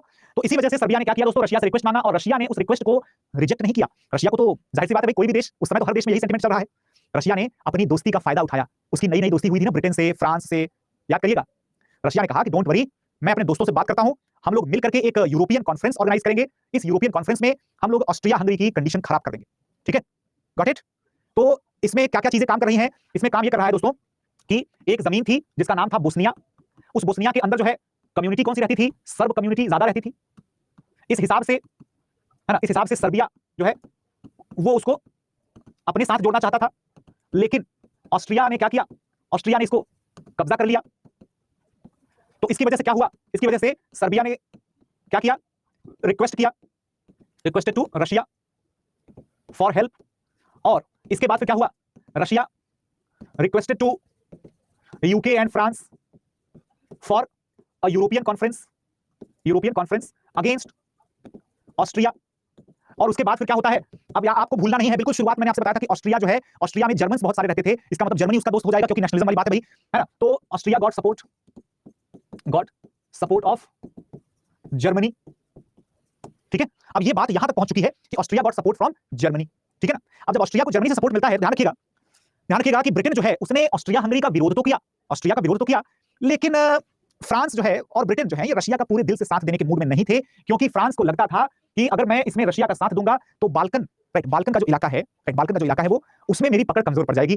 अगर मैंने रशिया का साथ दिया तो बाल्कन देश जो रशिया से नाराज हैं, तुर्की से नाराज हैं, वो मुझसे भी नाराज हो जाएंगे। ठीक है, इसीलिए फ्रांस ने ब्रिटेन को समझाया कि रशिया के चक्कर में मत पड़ो, अपना अपना देखो, कोई टेंशन नहीं है। ठीक है, तो अल्टीमेटली रिजल्ट क्या निकलता है, ब्रिटिश भी थोड़ा सा सावधानी बरतते हैं, क्योंकि जर्मनी से वो बेवजह लड़ना नहीं चाहते थे, जर्मनी थोड़ा है ना हो गया था ठीक ठाक। अब रशिया जो है वो बेचारा खुद तो जापान से हार गया था, बड़ी जिल्लत वाली जिंदगी जी रहा था, परेशानी वाली जिंदगी जी रहा था। खुद जापान से हारने की वजह से उसके अंदर अब इतना हिम्मत नहीं बची थी कि वो ऑस्ट्रिया हंगरी जैसे बड़े ताकतवर एम्पायर के खिलाफ, हालांकि रशियन एम्पायर के सामने वो चींटी जैसा था, लेकिन रशियन एम्पायर तो चींटी से भी छोटे जापान से हार गया। So they had no other option कि ठीक है भाई, अब है ना, जैसे वही बात होगी, अगर मैं आपसे कहूं कि तुमको कभी भी कोई जरूरत पड़े, तुमको कोई भी गुंडा परेशान करे तो मुझे बताना, मेरी जान पहचान है ना, पुलिस में और आर्मी में, पता नहीं कहां है ना, मिनिस्टर के साथ। लेकिन एन मौके पर मिनिस्टर ने और पुलिस ने साथ नहीं दिया मेरा, ये सोच करके कि यार जिससे लड़ाई हुई है, जिसके खिलाफ मैं मदद मांग रहा हूं, वो तो यार अपने साथ थोड़ी जनता वाला आदमी है, भीड़ भाड़ वाला आदमी है, तो मैं बेचारा छुप जाऊंगा कहीं पर कि अरे ठीक है, मतलब अब मेरे से तो मदद हो ही नहीं पाई, है ना। तो रशिया की हालत क्या थी, रशिया की हालत वही थी कि बेचारा हेल्प नहीं कर पाया सर्बिया की कोई हेल्प नहीं कर पाया, ध्यान रखिएगा। ठीक है ना, तो कॉन्सिक्वेंसेस क्या निकले दोस्तों, दरअसल में सर्बिया जो है इस बात से ऑस्ट्रिया के खिलाफ खूब नाराज होता है, भयानक नाराज होता है, और उसने क्या किया, उसने जो है दरअसल में ऑस्ट्रिया के खिलाफ अलग अलग जासूसी, अलग अलग जो है साजिशें रचना, अपनी सेना को थोड़ा स्ट्रांग करना शुरू कर दिया। रशिया जो है वो भी ह्यूमिलिएशन फील करता है, बेइज्जती फील करता है, और थोड़ा सा अपने देश में इकोनॉमी पर काम करने की कोशिश करता है। ठीक है, लेकिन ये हो गया दूसरा फेज। पहला फेज क्या था, जर्मनी का राइज, ठीक है ना। दूसरा फेज क्या था, सर्बिया को, और सॉरी सर्बिया बोस्निया को लेकर के विवाद। और तीसरा फेज क्या है, वो है अगादिर क्राइसिस। कौन सी क्राइसिस, अगादिर क्राइसिस, ठीक है ना। अगादिर जो है दोस्तों मोरक्को के, राइट, मोरक्को के जो है कब्जा करने का ही एक हिस्सा था, आप मान के चलिए। ये इतना ज्यादा डिटेल पढ़ने की आपको जरूरत नहीं है, सिर्फ इतना जान लीजिए, सिर्फ इतना जान लीजिए कि जब मोरक्को के ऊपर कब्जा करने की बारी आई थी तो फ्रांस का सपोर्ट किया था ब्रिटेन ने, और जर्मनी जो है वो हाथ मलता रह गया था। लेकिन जब जर्मनी और फ्रांस के बीच में अगादिर के ऊपर कब्जे करने की बात आई तो जर्मनी ने अपने गन बोट भेज दिए अगादिर पर। फ्रांस को मजबूर होकर के क्या करना पड़ा, मजबूर होकर के कब्जा छोड़ना पड़ा। ठीक है, कहां पर, अगादिर पर से। ब्रिटेन इस बात को लेकर के बड़ा शॉक्ड हो गया कि यार ये जर्मनी के पास इतना ताकत कैसे आ गई कि उसको पता है कि फ्रांस के साथ हमारी इस समय दोस्ती चल रही है, उसके बावजूद अपने गन बोट को भेज करके उसने समुद्र के पोर्ट पर कब्जा कर लिया। दैट मींस कि कल को तो ये हमारे ट्रेड रूट्स पे रुकावट डाल सकता है, दिक्कत कर सकता है। ठीक है, तो ऐसे में फिर क्या होता है, ऐसे में फ्रांस भले ही पीछे हटने को तैयार तो नहीं होता, लेकिन नतीजा अल्टीमेटली क्या आ जाता है, अल्टीमेटली जर्मनी को समझाने के लिए दरअसल में ब्रिटेन को आगे आना पड़ता है। ठीक है ना, ब्रिटेन को आगे आना पड़ता है। हालांकि फ्रेंच आर्मी ने भी अपनी पकड़ मजबूती से बना रखी थी और अल्टीमेटली जर्मनी को पीछे हटना पड़ा। ठीक है ना, लेकिन दोस्तों जर्मनी ने बड़े ही, है ना, दिल पर लगी हुई चोट के साथ, मतलब ब्रिटेन के धमकियों को आप मान सकते हैं कि वही एक कारण था जिसके चलते जर्मनी ने मोरक्को के ऊपर फ्रांस का कब्जा स्वीकार कर लिया, परमानेंटली स्वीकार कर लिया कि ठीक है, we are agree, we are ready to accept, हम इंटरफियर नहीं करेंगे। लेकिन लेकिन लेकिन आप सब जानते होंगे कि इसके बाद फिर क्या होगा। ये तो वही बात हो गई ना, जैसे मैं किसी से लड़ाई कर रहा हूं, ठीक है, और उसका कोई दोस्त जो बहुत ताकतवर है वो आता है और मेरे कान पकड़ करके मुझे सीधा करता है, बेटा चुपचाप माफी मांगो, इससे भागो यहां से। तो मैं तो उस टाइम पर निकल लूंगा, लेकिन मेरे मन में वो एक खुन्नस रह जाएगी कि यार बेटा इसने मेरे को इतना ह्यूमिलिएट किया है, इसको तो मैं देख लूंगा। Right, so basically German public जो है वो ब्रिटेन को लेकर के वही वाली खुन्नस पाल लेती है कि ये ब्रिटेन का तो कुछ करना पड़ेगा, इसको तो हम लोग देख ही लेंगे। ठीक है, तो ये हो गया आपका third phase, third cause. Number 1 Germany का राइज, नंबर 2 है ना आपके बोस्निया को लेकर के जो क्राइसिस थी, नंबर 3 जो आपके फ्रेंच और जर्मन स्ट्रगल था कहां पर, अगादिर में, और नंबर 4 जो है बाल्कन वॉर। तो अभी तक हम लोग क्या देख रहे हैं, अभी तक हम लोगों ने देखा है किस तरीके से जर्मनी का या फ्रांस का या ब्रिटेन का या रशिया का सब कुछ चल रहा है। अब जो है तुर्की वाला भी एंगल थोड़ा सा आ जाएगा। ठीक है दोस्तों, तुर्की का क्या एंगल था, दरअसल में जितना भी यूरोप का ये दक्षिण पूर्वी साउथ ईस्ट वाला जो यूरोप का इलाका है जिसको हम लोग बाल्कन कहते हैं, बाल्कन का जितना भी एरिया है दोस्तों, ये एरिया किसी जमाने में ऑटोमन साम्राज्य या तुर्की साम्राज्य का हिस्सा हुआ करता था। लेकिन जल्दी ही सर्बिया, ग्रीस, मोंटेनेग्रो, बल्गारिया इन सब ने मिलकर के बाल्कन लीग बना दिया। क्या बना दिया, बाल्कन लीग बना दिया, और कमजोर होते हुए तुर्की पर आक्रमण कर दिया। ठीक है, कमजोर होते हुए तुर्की पर आक्रमण कर दिया। दोस्तों जानते हैं आपको तुर्की को यूरोप का मरीज कहा जाता था। क्या कहा जाता था, यूरोप का मरीज, या फिर sick man of Europe, sick man of Europe. Right, and why so, what is the reason behind it, क्या कारण है इसका, इसका कारण ये है कि तुर्की किसी जमाने में इतना पावरफुल, इतना बड़ा एम्पायर था, लेकिन वो होता है जैसे इंसान को बहुत एज हो जाती है तो अपने आप ही कमजोर हो जाता है, हाथ पैर टूट जाते हैं। Turkey was basically losing out to the fast developing nations of Europe, and the Turks were unable to progress at that rapid speed because of the old regime still continuing to rule in Turkey. Turkey पर अभी भी वही पुराने जमाने की जो है खिलाफत का दौर चल रहा था। They were not ready to reform the Turkish administration, industries, communication, कुछ नहीं, अभी भी वही पुराना medieval system। तो इसकी वजह से तुर्की जो है वो यूरोप में बहुत कमजोर और बहुत ही पिछड़ा हुआ टाइप का हो गया था। How many of you are aware that which country was called as the sick man or the sick country of Asia? Asia का मरीज किसे कहा जाता था, sick man of Asia? Tell me everybody. हाँ जी बताएं सभी लोग। गाइज अगर आप लोग ध्यान से सुन रहे होंगे, आई होप कि सभी लोगों के लिए दिमाग में कनेक्शन बिल्कुल अच्छे से बन रहा है, बिकॉज अभी तक आई डोंट थिंक कि हम लोगों का कहीं पर भी कनेक्शन ब्रेक हुआ है या रिदम ब्रेक हुआ है, इजंट इट? तो please just confirm me once, ऐसा ना हो जाए कि मैं बता करके चला जाऊं और आप लोग जो है वो परेशान घूमते रहे कि यार ये सर ने क्या बता दिया, मुझे कुछ समझ में नहीं आया। दरअसल में अगर आपने सिर्फ और सिर्फ इन देशों के नाम सुने होंगे, इन देशों के नाम सुने होंगे, तो आपको बिल्कुल अच्छे से स्टोरी समझ में आ गई होगी। Yes Aditya, absolutely correct, China was known as the sick man of Asia. ठीक है, करेक्ट। चलो, तो यहां तक सभी लोगों को क्लियर हो गया, क्या क्या क्लियर हुआ, जर्मनी का राइज क्लियर हो गया, नंबर 1। ठीक है ना। नंबर 2 हमने देखा कि जर्मनी क्राइसिस से क्या होगा, रशिया ने इंग्लैंड ने दोस्ती कर ली, फ्रांस और रशिया के बीच दोस्ती होगी, फ्रांस इंग्लैंड की दोस्ती सब कुछ होगा। नंबर 2 में क्या देखा कि भाई बोस्निया का संकट था, ठीक है, आगे उसके बाद अगाडिर का जो है इश्यू था। अब हम देख रहे हैं कि बाल्कन का इश्यू है। बाल्कन के इश्यू में क्या देखा कि कमजोर होते हुए तुर्की के खिलाफ बाल्कन देशों ने बाल्कन लीग बना करके मिल करके अटैक कर दिया, और उसके बाद फिर तुर्की के जितने भी यूरोपियन इलाके थे उनको कब्जा कर लिया। ठीक है, आप थोड़ा साइड होकर के पढ़ाइए, नोट्स बनाने में प्रॉब्लम होता है तो बेटा नोट्स आप मत बनाइए क्लास चलने के दौरान, लेक्चर को दोबारा देखिए तब नोट्स बनाइए, ठीक है, क्योंकि ये जो यहां पर लिखा हुआ है ये आपको मिल जाता है ऑलरेडी। जो मैं बोल रहा हूं उसको सुनने के लिए आपको पीपीटी देखने की जरूरत नहीं है, ठीक है। तो जो मैं बोल रहा हूं उसको आपको हर चीज तो लिख नहीं पाएंगे, ठीक है ना। पीपीटी में जो लिखा हुआ है वो आपको मिल ही जाता है, तो फिर नोट्स कौन सी चीज की आप बना रहे हैं जरा मुझे बताइए सर, है।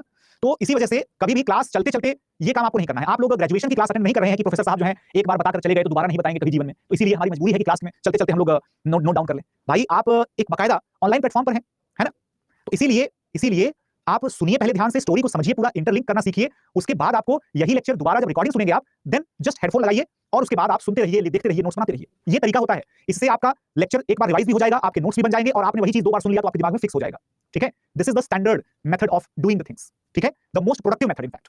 आई होप आपको ये चीज समझ में आई होगी, and this is for all, सबके लिए है ये चीज, ठीक है। ऋतिक कहते हैं स्टार्टिंग में तो ट्रिपल एंटिटी में फ्रांस और ब्रिटेन ही थे ना, Russia joined later, is it true? If true then why Britain France named it triple? It should be double. You have mentioned that Russia had signed triple entity later on. हमें तो यही लगा sir. नहीं, आपको अगर ये लगा तो गलत लगा, क्योंकि मैंने आपको ये बताया था कि ट्रिपल एंटिटी जो है वो 1907 में साइन होगी, क्योंकि उसके पहले जो है रशिया और उसके पहले जो है ब्रिटेन और फ्रांस ने आपस में एक ट्रीटी साइन की थी 1904 के आसपास में, ठीक है, 1904 के आसपास में, तो वो एक अलग चीज है, ठीक है ऋतिक। 1904 में जो है रशिया अलग उस टाइम पर ट्रीटी नहीं था। 1907 में जब इंग्लैंड और रशिया ने ट्रीटी साइन करी, इसको कहते हैं the treaty of Severus, sorry गलत बोल दिया, एंग्लो रशियन अलायंस, और उसके बाद जो है ये बन जाता है ट्रिपल एंटिटी, जिसमें कि फ्रांस, रशिया और ब्रिटेन तीनों रहते हैं, ठीक है। चलो, तो प्लीज अननेसेसरी कंफ्यूज होने की जरूरत नहीं है, जो चीज सुना हुआ है उसको ध्यान से सुनिए थोड़ा सा। एनीवेज, अब इसके बाद अगर देखें दोस्तों, तो जर्मनी और ब्रिटेन जो है इन्होंने क्या किया, इन्होंने कॉन्फ्लिक्ट बिल्कुल भी बढ़ ना जाए इस बात को समझते हुए आपस में कोई भी उलझने की कोशिश नहीं की। और आप जान लीजिए दोस्तों, बाल्कन्स की जब हम बात करते हैं तो बाल्कन्स मतलब होता है दक्षिणी पूर्वी यूरोप, यानी यूरोप का वो हिस्सा जो कि ग्रीस, तुर्की, इन सब के आसपास है ना। तो देख सकते हैं आप यहाँ पर क्रोएशिया है, सर्बिया है ना, बोस्निया है, मोंटेनिग्रो है, अल्बानिया है, मैसिडोनिया है, बल्गारिया है, कोसोवो है, रोमानिया है, ठीक है, मोल्डोवा है, तुर्की और ग्रीस, ठीक है, तुर्की और ग्रीस। ऑलराइट एवरीवन, निमिष कहते हैं कि सर ये एर्दोगन वाली तुर्की है या कोई और? ऑलमोस्ट वही है, थोड़ा सा एरिया इधर-उधर हुआ है, ऑलमोस्ट यही है, ठीक है। तो आप समझ जाइए कि ये सारा का सारा इलाका, सोचो जरा, ये सारा का सारा इलाका जो है ये तुर्की के कब्जे में था। किसके कब्जे में था? तुर्की के कब्जे में था। लेकिन कमजोर पड़ते हुए तुर्की को देख करके कौन-कौन से देशों ने समझौता अपना कर लिया? कमजोर होते हुए तुर्की को देख करके सर्बिया, ग्रीस, मोंटेनिग्रो, बल्गारिया, इन लोगों ने आपस में ग्रुप बनाया और तुर्की को तितर-बितर कर दिया, तहस-नहस। और तुर्की, आपको कितने लोगों को, आप में से कितने लोगों को ये मालूम है कि भारत में इसका बहुत बड़ा असर पड़ेगा? जरा मुझे बताइए, कनेक्ट करके फटाफट से कनेक्ट करिए, वर्ल्ड हिस्ट्री और इंडियन हिस्ट्री को कनेक्ट करके just tell me that what will be the consequence of this Balkan war in the India. Yes everyone. Aditya कहते हैं मोपला राइट्स, गलत आंसर। प्रखर कहते हैं खिलाफत, गलत। और अरुणा कहते हैं खिलाफत सब खिलाफत, गलत, सब गलत, ठीक है ना। इसका इंपैक्ट दोस्त खिलाफत नहीं पड़ेगा, इसका इंपैक्ट पड़ेगा 1916 के Congress and all India Muslim League pact, because all India Muslim League was angry due to the British double crossing Turkey, ठीक है। तो ये है दोस्त, ये है, ध्यान रखिएगा। दरअसल में 1916 के लखनऊ समझौते में जो कांग्रेस और मुस्लिम लीग साथ आते हैं, तो कांग्रेस और मुस्लिम लीग के साथ आने के लिए बहुत सारी वजहें, बहुत सारे रीजंस थे, और उन रीजंस में से एक बहुत बड़ा रीजन ये था कि ब्रिटेन, जिसने तुर्की के साथ एक समझौता किया था कि आपके खलीफा के पोजीशन की रक्षा करना ये हमारी रिस्पांसिबिलिटी होगी, उन्होंने, ब्रिटेन ने जब देखा कि ये ग्रीस और अल्बानिया ये सब लड़ रहे हैं, ये लोग तो सबसे क्रिश्चियन कंट्रीज हैं, ठीक है, हम लोग साथ नहीं देंगे, तुर्की का हम लोग छोड़ देते हैं। दरअसल में तुर्की के साथ ब्रिटेन ने मस्त वाला धोखा कर दिया और तुर्की देखता रह गया, बाल्कन के देश तुर्की के कंट्रोल से आजाद हो गए। नतीजा कि तुर्की का खून सुलग गया था, और अब तुर्की जो है किसी भी ऐसे गठबंधन में शामिल होने को तैयार था जो गठबंधन किसके खिलाफ होगा? ब्रिटेन के खिलाफ होगा, फ्रांस के खिलाफ होगा, ठीक है, क्योंकि ब्रिटेन ने उसको वादा किया था ना कि किसी और देश ने, ठीक है। चल Ritik, we will not study that because that is not the part of our syllabus, ठीक है ना। और 500 साल या उससे ज्यादा रूल करना, आई डोंट थिंक कि ऑटोमन्स जो है ना, इन्होंने कोई एक्सेप्शनल अचीवमेंट प्राप्त कर लिया, क्योंकि ऑटोमन्स का या किसी भी मेडिवल किंगडम का जो स्ट्रक्चर होता है ना, वो स्ट्रक्चर दरअसल में फ्यूडल कैरेक्टर का होता है। तो अगर आपके फ्यूडेटरीज जो है वो आपके साथ ईमानदार बने रहे तो आप रूल कर सकते हैं। और सबसे बड़ी बात कि इतना बड़ा एम्पायर था कि जो फ्यूडेटरी जहां भी था वो अपने अपने इलाके में मगन था, खुश था, उसको कोई दिक्कत तकलीफ नहीं थी, तो जाहिर सी बात है एम्पायर लंबा चलेगा, ठीक है ना। बेसिक अंडरस्टैंडिंग आपको भी मजबूत करने की बहुत जरूरत है, ठीक है। चलो, फर्स्ट बाल्कन वॉर की बात करें दोस्तों, यहां पर असल में settlement and division of the Turkish land basically क्या होता है, बाल्कन स्टेट्स के बीच में तुर्की के जो कि साम्राज्य के इलाके को डिवाइड कर दिया गया। लेकिन दोस्तों कुछ ऐसे देश थे जो कि बिल्कुल भी खुश नहीं थे। तुर्की के इलाके के जो बंटवारा हुआ था, तुर्की इलाके के बंटवारे को लेकर के सर्बिया जो है वो नाराज हो गया था, ठीक है ना। सर्बिया जो है वो नाराज हो गया था, और ऐसे में ऑस्ट्रिया और सर्बिया के बीच में दोबारा से एक बार खटपट हो जाएगी। याद करिएगा कि सर्बिया वर्सेस ऑस्ट्रिया, एक मुद्दा कौन सा था, नंबर 1 मुद्दा कौन सा था दोस्तों? बोस्निया के ऊपर कब्जे को लेकर के। दोनों के बीच में दूसरा मुद्दा कौन सा रहेगा? दूसरा मुद्दा हो जाएगा आपका अल्बानिया के इंडिपेंडेंस को लेकर के,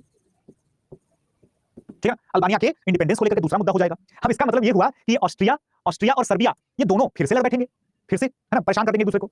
अब ऐसे में क्या हो जाता है, ऐसे में बाल्कन वॉर या बाल्कन युद्ध के बाद जो कंडीशंस बन गई थी दोस्तों, उन कंडीशंस की वजह से सर्बिया जो है ये अल्बानिया को कब्जा करना चाहता था और ऑस्ट्रिया जो है वो अल्बानिया को अलग रखना चाहता था ताकि सर्बिया उसका पड़ोसी और मजबूत ना हो जाए। नेशनलिज्म या राष्ट्रवाद, आप समझते होंगे, राष्ट्रवाद जो है दोस्तों अपने देश का भला चाहना तो अच्छी बात होती है, लेकिन जब आप एक्सट्रीम राष्ट्रवाद, एक्सट्रीम नेशनलिज्म की तरफ चले जाते हैं तब आप अपने देश की भलाई के साथ साथ पड़ोसी देश की बुराई, पड़ोसी देश के नुकसान की बात भी करते हैं। This is the extreme nationalism. और सर्बिया जो कि एक सर्ब कम्युनिटी पर बेस्ड नेशन था, वो अल्बानियन लोगों को मिला करके एक और बड़ा एम्पायर, बड़ा देश बनाना चाहता था, लेकिन ऑस्ट्रिया को मंजूर क्यों नहीं था? क्योंकि ऑस्ट्रिया को ये लगता था कि भाई सर्बिया अगर पावरफुल हो गया तो हमारे देश की बेइज्जती हो जाएगी, अभी हम सबसे पावरफुल हैं। सिंपल नतीजा ये हुआ कि ऑस्ट्रिया ने सर्बिया का रास्ता हमेशा हमेशा काटा। अब होता क्या है, अब सर्बिया जो है दरअसल में इसको एक अलग तरीके से हैंडल करेगा, ठीक है, एक अलग तरीके से हैंडल करेगा। दरअसल में बाल्कन की लड़ाई के बावजूद जो मैटर था, जो बाल्कन का पूरा इलाका था, वो अभी भी शांत नहीं हुआ था। क्यों? बल्गारिया, है ना, सर्बिया, ग्रीस, अल्बानिया, ये सब जो आपस में दोस्त हुआ करते थे, बाल्कन लीग का मेंबर हुआ करते थे, जिन्होंने मिलकर के तुर्की के खिलाफ लड़ाई लड़ी, तुर्की को हराया, ये लोग आपस में ही भिड़ गए। ये लोग क्या कर गए? आपस में ही भिड़ गए। और इस इनके आपसी लड़ाई का फायदा उठाया किसने? रोमानिया ने फायदा उठा लिया, ठीक है, किसने? रोमानिया ने फायदा उठा लिया। और कमजोर पड़ा हुआ बूढ़ा, कमजोर पड़ा हुआ तुर्की, उसने भी थोड़े बहुत इलाके पा लिए। यानी कि तो वही बात हो गई कि चार लोग मिलकर के इकट्ठा किसी दुश्मन को पीट देते हैं और उसके बाद उसको पैसा लूट लेते हैं। अब उसके पैसे के, प्रॉपर्टी के डिवीजन को लेकर के आपस में भिड़ जाते हैं, दुश्मन वापस आता है, थोड़ी बहुत प्रॉपर्टी को वापस लेकर चला जाएगा छीन करके, ठीक है। This was basically what was happening in the Balkan reason of Europe. तो इस वजह से क्या हो जाता है, इस वजह से लगातार यूरोप में आग जो है वो युद्ध की, लड़ाइयों की आग जलती रहती है। जर्मनी और ब्रिटेन जो है ये दोनों मिलकर के सोचते हैं कि हम दोनों यूरोप के दो बड़े बेटे हैं, हम दोनों मिलकर के शांत करवा लेंगे, लेकिन ऐसा हो नहीं पाता, ऐसा हो नहीं पाता। क्यों? क्योंकि number 1, number 2, number 3 Bosnia issue, right, Bosnia issue, number 2 Albania issue, और नंबर 3 द असैसिनेशन, ठीक है। अब दोस्तों ऑस्ट्रिया का जो राजकुमार था, प्रिंस, अब देखो ये तो हद हो जाएगी। एक तो ऑस्ट्रिया इतना बड़ा एम्पायर, एक तो सर्बिया इतना छोटू सा देश, ठीक है। ऑस्ट्रिया को लग रहा है कि मैं इतना बड़ा पावरफुल एम्पायर हूं, मेरे नाक के नीचे वो छोटा सा देश बैठ करके क्यों उछल रहा है, बार-बार क्यों कब्जा करने की कोशिश करता है, जिस इलाके के ऊपर मैं दावा करता हूं वो भी दावा करता है, व्हाई? लेकिन हद कब पार हो जाती है? हद तब पार हो जाती है जब आर्क ड्यूक फ्रांस फर्डिनेंड नाम का जो ऑस्ट्रिया का राजकुमार था, इसके साथ इसकी वाइफ भी सराजीवो नाम की जो जगह है ना, सराजीवो नाम की जो जगह है, सर्बिया की आप कह सकते हैं उस दौर की राजधानी ही थी एक तरीके से, उसमें, है ना, उसमें जो है एक सर्बिया के उग्रवादी ने गोली मार करके हत्या कर दी, ठीक है, गोली मार करके हत्या कर दी। नतीजा कि जो यूरोप में लड़ाई की चिंगारियां सिर्फ सुलग रही थी, ऑस्ट्रिया जैसा बड़ा पावरफुल देश या साम्राज्य, उसने सर्बिया के ऊपर अटैक कर दिया। क्या कर दिया? सर्बिया के ऊपर अटैक कर दिया। ध्यान रखिएगा, due to the assassination and this resulted into what? Austria Hungary ने कहा देखो सर्बिया की सरकार जो है सीधा दोषी है, उस आतंकवादी को हमारे हवाले करिए, चुपचाप माफी मांगिए और हमें जो है वो इंडेमनिटी पे करिए, यानी जुर्माना पे करिए। लेकिन सर्बिया ने कहा कि भाई हम तो ऐसा कुछ जानते ही नहीं, ये पता नहीं तो कोई इंडिविजुअल आदमी को मार दिया, हमारा क्या? दोस्तों जरा कंपेयर करिए, कनाडा ने भारत की सरकार पर यह आरोप लगाया कि जो है एक खालिस्तानी टेररिस्ट जो है उसको भारत की सरकार ने मरवा दिया। इस बात को लेकर के हालांकि कनाडा कुछ उखाड़ तो नहीं पाया ऑफ कोर्स, लेकिन Canada actually blamed the government of India for the case of like that, and that also for a mere designated terrorist. But imagine the case when the Austria-Hungary Empire saw that their prince and the princess, they are killed in the capital of Serbia by the random Serbian person, and the government of Serbia is denying any type of involvement. It was the enough reason to invade Serbia. ठीक है, invade कर दिया तो क्या हुआ भाई? अब आप समझिएगा जरा, ऑस्ट्रिया के साथ किसका सपोर्ट था? ऑस्ट्रिया के साथ जर्मनी का सपोर्ट था, दोनों भाई भाई, है ना, दोनों भाई भाई। जब ऑस्ट्रिया हंगरी ने युद्ध की घोषणा कर दी तो रशिया जो कि सर्बिया के स्लाव्स की वजह से सर्बिया को अपना भाई समझता था, याद करिएगा सर्बिया और स्लाव्स, सर्ब और स्लाव दोनों भाई भाई थे, तो स्लाव्स यानी कि रशिया, उन्होंने सर्बिया की मदद करने के लिए पहले भी एक बार रिक्वेस्ट किया था ना ब्रिटेन से, फ्रांस से, कि प्लीज एक यूरोपियन कॉन्फ्रेंस बुला लो, सर्बिया की मदद कर दो। ब्रिटेन और फ्रांस ने मना कर दिया था, ठीक है। इस बार लेकिन रशिया ने क्या किया? अपनी सेना को सर्बिया के किनारों पर जो है इकट्ठा करने का आदेश दिया, और नतीजा क्या होता है? जर्मनी ने कहा कि देखो रशिया को चुपचाप आदेश दिया जाए कि रशिया अपनी सेनाएं बिल्कुल जहां थी वहीं पर रोक के रखे, रशिया अगर सेना आगे लेकर के आएगा तो फिर दिक्कत हो जाएगी, ठीक है। लेकिन जब ऐसा नहीं हुआ, इमीडिएटली ऐसा नहीं हुआ, तो जर्मनी ने क्या किया? रशिया के साथ, रशिया के अगेंस्ट जो है युद्ध की घोषणा कर दी। फ्रांस जो कि जर्मनी से सबसे पहले खुन्नस खाया हुआ बैठा था, 1871 से फ्रांस और जर्मनी के बीच में भी लड़ाई की शुरुआत हो गई। जर्मनी ने फ्रांस के खिलाफ भी घोषणा कर दी क्योंकि फ्रांस ने रशिया को सपोर्ट कर दिया था, ठीक है। फ्रांस ने रशिया को सपोर्ट क्यों किया था? क्योंकि रशिया सर्बिया के साथ था, ठीक है ना। और फ्रांस को भी थोड़ी बहुत उम्मीद थी कि अगर सर्बिया जैसा छोटू मोटू सा देश बाल्कन के किसी इलाके पर कब्जा करेगा तो कल को हमारा भी बेनिफिट हो सकता है। भाई जाहिर सी बात है, सोने का सिक्का है, एक पहलवान के पास हम उससे तो छीन नहीं पाएंगे, लेकिन सोने का वही सिक्का छोटे बच्चे के पास है तो चॉकलेट वॉकलेट देकर के हम छीन सकते हैं। सेम वही कंडीशन फ्रांस की थी कि मैं फ्रांस हूं और मुझे चाहिए वो सोने का सिक्का, यानी बाल्कन के कुछ इलाके, और वो किसके पास, अगर वो छोटे बच्चे के पास होते, यानी सर्बिया के पास होते, तो मैं छीन लेता, लेकिन उसे पहलवान ने यानी कि ऑस्ट्रिया हंगरी ने छीन लिया, तो मैं अब पहलवान के खिलाफ लड़ाई करने जाऊंगा, ठीक है ना। तो बेसिकली ब्रिटेन इसमें क्यों एंटर करता है? ब्रिटेन जो है, जर्मनी ने जब बेल्जियम के ऊपर अटैक कर दिया तब जाकर के ब्रिटेन जो है वो, ब्रिटेन अपने आप को है ना फादर फिगर समझता था। ब्रिटेन ने बोला था देखो तुम लोग आपस में लड़ना है लड़ो, जो न्यूट्रल इलाके हैं, न्यूट्रल देश हैं, जिन्होंने कुछ नहीं बिगाड़ा तुम्हारा, उन पर अटैक करोगे तो हम आएंगे, राइट। जहां मैटर बड़े होते हैं वहां ब्रिटेन वाले भाई साहब हैं खड़े हो गए। तो basically Germans invaded Belgium which was a neutral party all together, and then British who had the responsibility to defend the Belgian territories because the relative of the British rulers were ruling in Belgium also, resulting into the involvement of British as well as when the British got involved, तब तो फिर है ना बात पूरी खत्म हो जाएगी। ऑस्ट्रिया हंगरी ने क्या किया? ऑस्ट्रिया हंगरी ने भी जो है जर्मनी के साथ मिलकर के रशिया पर वॉर की घोषणा की, ठीक है। यूएस सबसे बाद में ही क्यों आता है और हर बार और लड़ाई खत्म करके जाता है?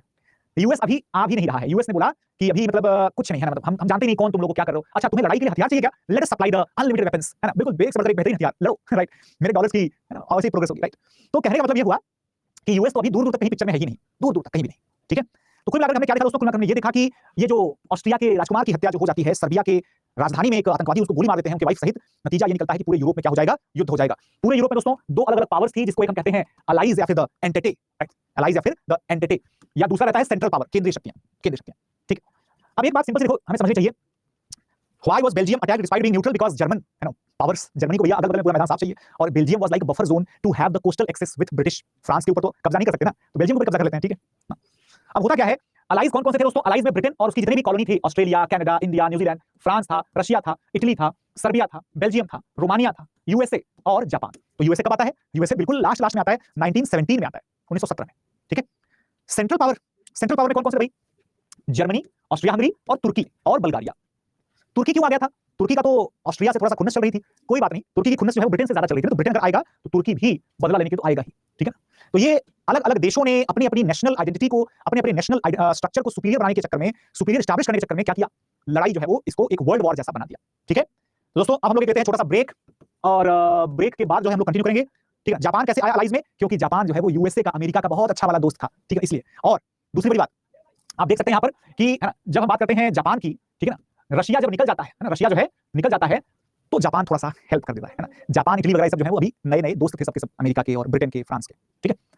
तो ब्रेक ले लेते हैं, 7:41 हो रहा है, ठीक है, 7:41, ऑलराइट।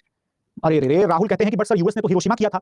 तो बेटा हम लोग कब की बात करें? वी आर टॉकिंग अबाउट 1914, 1914, 15, 16 तब की बात करें। तब तो यूएस के पास, थोड़ी दुनिया में किसी के पास एटॉमिक वेपन्स नहीं थे, है ना।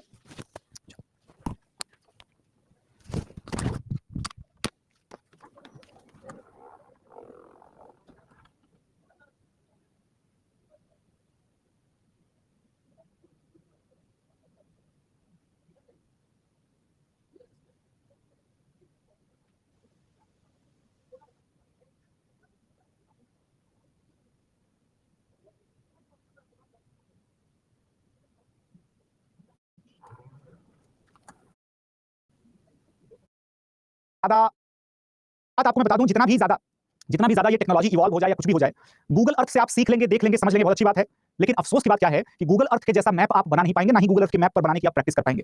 तो please follow a little bit of conventional methods, use the proper paper maps, उनके ऊपर आप बाकायदा प्रैक्टिस थोड़ा बहुत करते रहिए। Suppose if there is a question asked, any single question, तब भी आप अगर मैप बना देंगे तो आपको बेहतर मार्क्स मिलेंगे। और जिसका हिस्ट्री ऑप्शनल है उसके लिए तो फिर मैप इज इक्वल टू बाकायदा 50 नंबर का डायरेक्ट पूछता है इंडियन हिस्ट्री में, और वर्ल्ड हिस्ट्री में भी आपको बाकायदा ड्रॉ करना ही पड़ेगा, ठीक है ना। तो मैपिंग किसी हिस्ट्री से या किसी और सब्जेक्ट से जुड़ी हुई नहीं है। मैपिंग तो यूपीएससी एस्पिरेंट्स के लिए एक नेसेसिटी, एक इंपॉर्टेंट स्किल सेट होता है, ध्यान रखिएगा, ठीक है ना। आप सभी कंट्री के मैप कैसे बनाते हो? सभी कंट्री के मैप नहीं बनाता हूं। इनफैक्ट सही पूछा जाए तो मैपिंग का प्रैक्टिस किए हुए मुझे 10 साल से ऊपर हो चुके हैं। उससे पहले मैं करता था मैपिंग बहुत अच्छे से, बट अभी भी मतलब आप कह सकते हो कि पुरानी प्रैक्टिस या क्लास में थोड़ा बहुत जो मैप बना देता हूं, उसकी वजह से वर्ल्ड मैप का एक आइडिया, एक अलग अलग कंट्रीज के लोकेशंस पता चल जाती हैं। इंपॉर्टेंट क्या है ना, अगर सपोज मैं आपसे ये कहूं कि आपके अंदर एटलस को इतना अच्छे से आपको अंदर अपने आप के अंदर एब्जॉर्ब कर लेना है, जब आप इसको देखें तो ये बता सकें कि अच्छा ये देखो यहां से लेकर के यहां तक रशिया है, ठीक है ना, ये जो है चाइना है, ठीक है ना, इसके बाद ये आपका बच गया साउथ ईस्ट एशिया, यहां पर आपका हो गया इंडिया, ठीक है ना, और इसके ऊपर आप देखेंगे तो ये पूरा आपका सेंट्रल एशिया हो गया, ये अफगानिस्तान हो गया, ये पाकिस्तान हो गया, ये ईरान हो गया। उसके बाद फिर यहां पर आप देखेंगे तो ये मिडिल ईस्ट हो जाएगा पूरा का पूरा। यहां पर आपको इजिप्ट और बाकी के अफ्रीकन नेशंस नजर आएंगे, ये आपका है ना ब्लैक सी, कैस्पियन सी, और ये आपका मेडिटेरेनियन का आधा पोर्शन, और ये जो है रशिया का जो यूरोपियन वाला, यूरोप वाला रशिया है, ये वो है। क्या मैंने कहीं पर भी किसी भी देश का नाम लिखा? क्या ये किसी भी एंगल से एक जस्टिफाइड सिमेट्रिकल मैप बोला जा सकता है? नहीं, but relative locations, relative positions of the one country with respect to the other country, that is what is important to learn. सीखना वो होता है। सेम अगर मैं यही सर्कल में बना दूं, आप सर्कल में भी अलग अलग देशों को अप्रोक्सीमेट पोजीशंस पर अगर डिनोट कर पाएं, that is what a student should know, ठीक है ना। तो कभी भी हमेशा आपके सीखने का जो तरीका है ना, वो यूपीएससी के अकॉर्डिंग अगर आप सीखना चाहते हैं तो यूपीएससी इतना घुमा करके भी पूछ सकता है कभी कभार। तो चाहे आप मैपिंग सीखिए, चाहे आप कॉन्सेप्ट सीखिए, चाहे आप कोई टॉपिक या सब्जेक्ट सीखिए, learn that topic inside out, so that you don't leave the important part, don't leave the part which is not known to others, ठीक है ना। कंपटीशन है भाई, कंपटीशन में आपको दूसरों से थोड़ा सा ज्यादा जानना पड़ेगा। यस, ऑक्सफोर्ड का एटलस बहुत अच्छा है, ओरिएंट का एटलस अच्छा है, सभी एटलस सारे अच्छे होते हैं, ऑक्सफोर्ड का सबसे ज्यादा अच्छा है। ठीक है ना, मंगोलिया नहीं दर्शाया, अरे भाई तो मंगोलिया नहीं दर्शाया, कजाकिस्तान उज्बेकिस्तान कुछ नहीं दर्शाया, सेंट्रल एशिया बनाया था मैंने वहां पे, वही है मंगोलिया जो है चाइना रशिया के बीच में दबा हुआ है, ठीक है, अंडरस्टूड है। एनीवेज, तो युद्ध में क्या क्या होता है, युद्ध में क्या क्या होता है, युद्ध में दोस्तों वेस्टर्न पार्ट में सबसे पहले है ना, अब बेल्जियम जो है, बेल्जियम दरअसल में न्यूट्रलिटी मेंटेन कर रहा था, लेकिन जब जर्मनी ने बेल्जियम पर अटैक कर दिया तो बेल्जियम ने जबरदस्त युद्ध जो है लड़ते हुए जर्मनी को काफी लंबे समय तक रोक कर रखा था। उसके बाद फिर ब्रिटिश लोग क्या करते हैं, है ना, फ्रांस के सेनाओं के साथ मिलकर के बेल्जियम में जर्मनी के खिलाफ लड़ लेते हैं और जर्मनी को अपना रास्ता बदलना पड़ता है, ठीक है ना। एक आप देख सकते हैं श्लीफन, राइट, एक श्लीफन प्लान जो है कहलाता है। श्लीफन प्लान क्या कहता है दोस्तों, श्लीफन प्लान दरअसल में इसका मकसद था कि हम बेल्जियम से तुरंत के तुरंत एकदम बेल्जियम को कुचलते हुए चले आ जाएंगे और फ्रांस की सेना को घेर लेंगे। ये देखिए जरा, ये रहा जर्मनी, ठीक है ना, ये जर्मनी है पूरा, ये रहा बेल्जियम और ये है चैनल्स। चैनल्स मतलब कि आप देखिएगा, चैनल मतलब होता है ना जो छोटे छोटे वाटर बॉडीज होती हैं पतली पतली, तो इसका जर्मनी का ये कहना था कि हम लोग यहां से बेल्जियम के ऊपर ऐसा अटैक करके ये पूरा घेरेंगे और बेल्जियम को छापते हुए फ्रांस को यहां से घेर लेंगे, है ना, इधर से तो घेर ही लेंगे, यहां से तो पूरे फ्रांस में हमारी जो सेनाएं हैं ये गोल गोल दौड़ जाएंगी, पूरा एकदम घेर लेंगी फ्रांस को। ब्रिटेन क्या ही कर लेगा, ब्रिटेन तो समुद्र से आएगा जब तक, तब तक हम लोग बेल्जियम को 2 दिन में मसल लेंगे। They had thought that they would capture Belgium with in a couple of days, लेकिन बेल्जियम ने इनकी पूरी की पूरी जो श्लीफन प्लान था उसे पूरा का पूरा चौपट कर दिया, ठीक है। तो जर्मन्स ने इस पर्टिकुलर प्लान को सही तरीके से एग्जीक्यूट नहीं किया, या कहिए कि हार गए, और उसके बाद फिर वहीं से मौका मिल जाता है किसी ब्रिटेन को, रशिया वगैरह सभी को जो है जर्मनी के ऊपर मिलकर के धावा बोलने का। अब पश्चिम के एरिया में फ्रांस ब्रिटेन लड़ रहे हैं, पूर्व के एरिया में रशिया जो है लड़ रहा है। Russia invaded Austria and Germany very swiftly, but remember that Russian army was not in a position to dominate, not in a position to dominate. Why? Because Russia में वहां के इंटरनल कंडीशंस बहुत अच्छी नहीं थी। हम लोग रशियन रिवॉल्यूशन के बारे में पढ़ेंगे तब आपको पता चल जाएगा कि रशिया में तो एकदम पैल्पेबल सिचुएशन चल रही थी, मतलब वहां के सारे आर्मी एडमिनिस्ट्रेटिव सिस्टम्स, पूरा का पूरा पॉलिटिकल सिस्टम ही जो है लगभग वो ढह जाने वाला था। It was about to collapse, ठीक है। तो रिजल्ट क्या निकला कि टेनेनबर्ग और मसूरियन लेक्स जो है, राइट, टेनेनबर्ग और मसूरियन लेक्स में रशिया ने ऑस्ट्रिया को तो हरा दिया, लेकिन जर्मनी से हार गया। जर्मनी से लड़ने के लिए भाई ताकत चाहिए थी जो कि उसके पास नहीं थी। लेकिन सर्बिया की जब बात करें, राइट, तो सर्बिया जो है दरअसल में ऑस्ट्रिया के खिलाफ लड़ने में भी कामयाब था। मतलब सर्बिया सिर्फ अपने जुबान से, अपनी हरकतों से अपनी स्ट्रेंथ नहीं दिखा रहा था, बल्कि Serbia was also capable of defending their own land against the invasion of Austria. अब आप लोग मुझे प्लीज बता दीजिए कितने लोग ऐसे हैं जिनको ये बिल्कुल याद नहीं है कि सर्बिया में और ऑस्ट्रिया के बीच में मुद्दा क्या चल रहा था। अभी मैंने क्लास में बताया था शुरू में, बट टेल मी ऑनेस्टली मुझे बताइए कि सर्बिया और ऑस्ट्रिया के बीच में पुरानी दुश्मनी का रीजन क्या था। 3 मेजर रीजंस थे दोस्त, 3 मेजर रीजंस। बताइए जरा कमेंट फटाफट से, क्विक आंसर चाहिए मेरे को सभी का। प्रभाकर कहते हैं बोस्निया अल्बानिया, ब्रुसेल्स अल्बानिया और killing of the Prince. Suraj Brussels नहीं दोस्त, इट इज बोस्निया, तो बोस्निया अल्बानिया और killing of the Prince. Very good, चलो बहुत बढ़िया, है ना, राजकुमार की हत्या, बहुत अच्छे। चलो ठीक है, मतलब सभी लोगों को याद आ गया, सभी लोगों को याद आ गया। भूलना नहीं है, देखो आगे की चीज अगर सीखेंगे तो पीछे का थ्रेड जो है वो पकड़ के रखना पड़ेगा, तभी जाकर के हमें पूरा कनेक्शन क्रिएट होकर के मिलेगा, ठीक है ना। ऑलराइट, चलो तो ये जो है यहाँ पर दोस्तों जर्मनी रशिया के खिलाफ जीत जाता है, रशिया के देश में, रशिया के अंदर जो है ना बड़ी क्राइसिस मच जाती है, बड़ी ही कह सकते हैं एंगर और बहुत ही जबरदस्त रेजिस्टेंस जो है क्रिएट होने लगता है। इन सब बातों से जर्मनी का बड़ा फायदा होता है, जर्मनी का बड़ा फायदा होता है। जर्मनी का एक बदकिस्मती, जर्मनी की आप समझोगे क्या, जर्मनी की बदकिस्मती क्या थी कि फर्स्ट वर्ल्ड वॉर में जर्मनी के जो सपोर्ट में रहने वाला देश था ऑस्ट्रिया, बुरी तरीके से हारता गया, जहां देखो वहीं हार रहा है, ठीक है ना। यानी कि ढोल पीटने के लिए कि मैं बहुत बड़ा एम्पायर हूं, मैं ये कब्जा कर लूंगा, वो कब्जा कर लूंगा, हारते जा रहा है। सेकंड वर्ल्ड वॉर में जर्मनी के साथ देने वाला देश इटली, जहां देखो वहीं हार रहा है। जर्मनी दोनों ही बार on both the occasions German armies were very supreme fighters, supreme warriors, but they lost out due to the combined strength of their opponents number 1 and due to the weakness of their allies number 2। दोनों कारणों की वजह से हारते गए Germany वाले। तो दोस्तों कुल मिलाकर के आपने देखा होगा कि 1915 में पश्चिमी साइड में और पूर्वी साइड में दोनों तरफ जो है लड़ाइयां चल रही हैं। यहाँ पर जो है रशिया क्या कर रहा है, रशिया जो है ये हार रहा है जर्मनी से, ऊपर से बल्गारिया उनके सपोर्ट में आ गया है, लेकिन इटली जो है वो रशिया के साथ और ब्रिटेन फ्रांस के साथ मिल गया, तो कोई खास फर्क पड़ नहीं रहा है। आप देख सकते हैं पहली बार ऐसा हुआ है कि इंग्लैंड और फ्रांस, इन दोनों देशों ने जहरीली गैस का प्रयोग किया, ठीक है ना, मस्टर्ड गैस।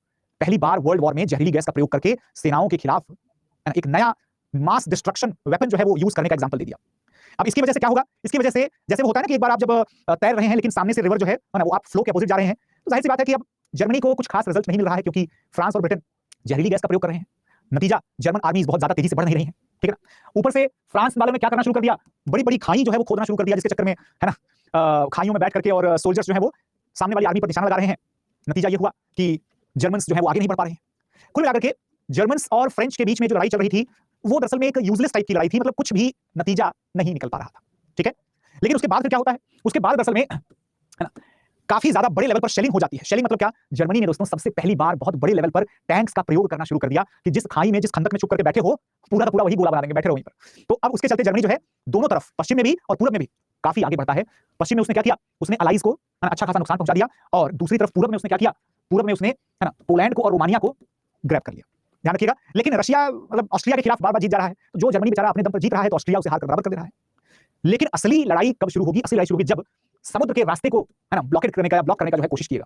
ब्रिटिश और जर्मन की जो ब्लॉकेट्स थे, जिन्होंने अलग अलग समुद्री रास्तों पर रोक लगा दी थी, तो इससे सबसे ज्यादा नुकसान किसका हो रहा था? अमेरिका का हो रहा था। नतीजा क्या हुआ? नतीजा जो है अमेरिका आ जाएगा, ध्यान रखिएगा। तो Germany submarine warfare draws the US to allies side. दोस्तों जर्मनी जो है सबमरीन्स का यूज करने लगेगा, पनडुब्बियों का यूज करने लगेगा। जरा सोचो, टैंक का यूज, सबमरीन्स का यूज और मस्टर्ड गैस का यूज, ये सारी चीजें जो है उसी वॉर से हमें देखने को मिल रही हैं। उसके पहले ये सबमरीन का यूज नहीं होता था, ठीक है ना। अब होता क्या है, यूएस के जहाजों को नुकसान पहुंचा, यूएस के जहाजों को नुकसान पहुंचेगा तो यूएस लड़ाई लड़ेगा, और यूएस ने लड़ाई लड़ी, ठीक है, against Germany and her allies, ठीक है। तो सेंट्रल नेशंस के खिलाफ या सेंट्रल कंट्रीज के खिलाफ जो है अलाइड नेशंस का साथ देने के लिए कौन आ गया? अमेरिका आ गया, ठीक है। लेकिन धीरे धीरे अब क्या होगा दोस्तों, धीरे धीरे जो है अब यहां पर वेस्टर्न साइड में रिजल्ट ओरिएंटेड लड़ाई जो है वो शुरू हो जाएगी, ठीक है। सबसे पहली चीज, वेस्टर्न साइड में फ्रांस की सेना कमजोर होने लगेगी, जर्मनी की सेना बहुत मजबूत हो जाएगी, लेकिन जर्मनी की सेना पर भारी पड़ने के लिए ब्रिटिश सेना आ जाएगी। तो नतीजा ये निकलेगा कि जर्मनी की सेना थोड़ा रुकी रहेगी।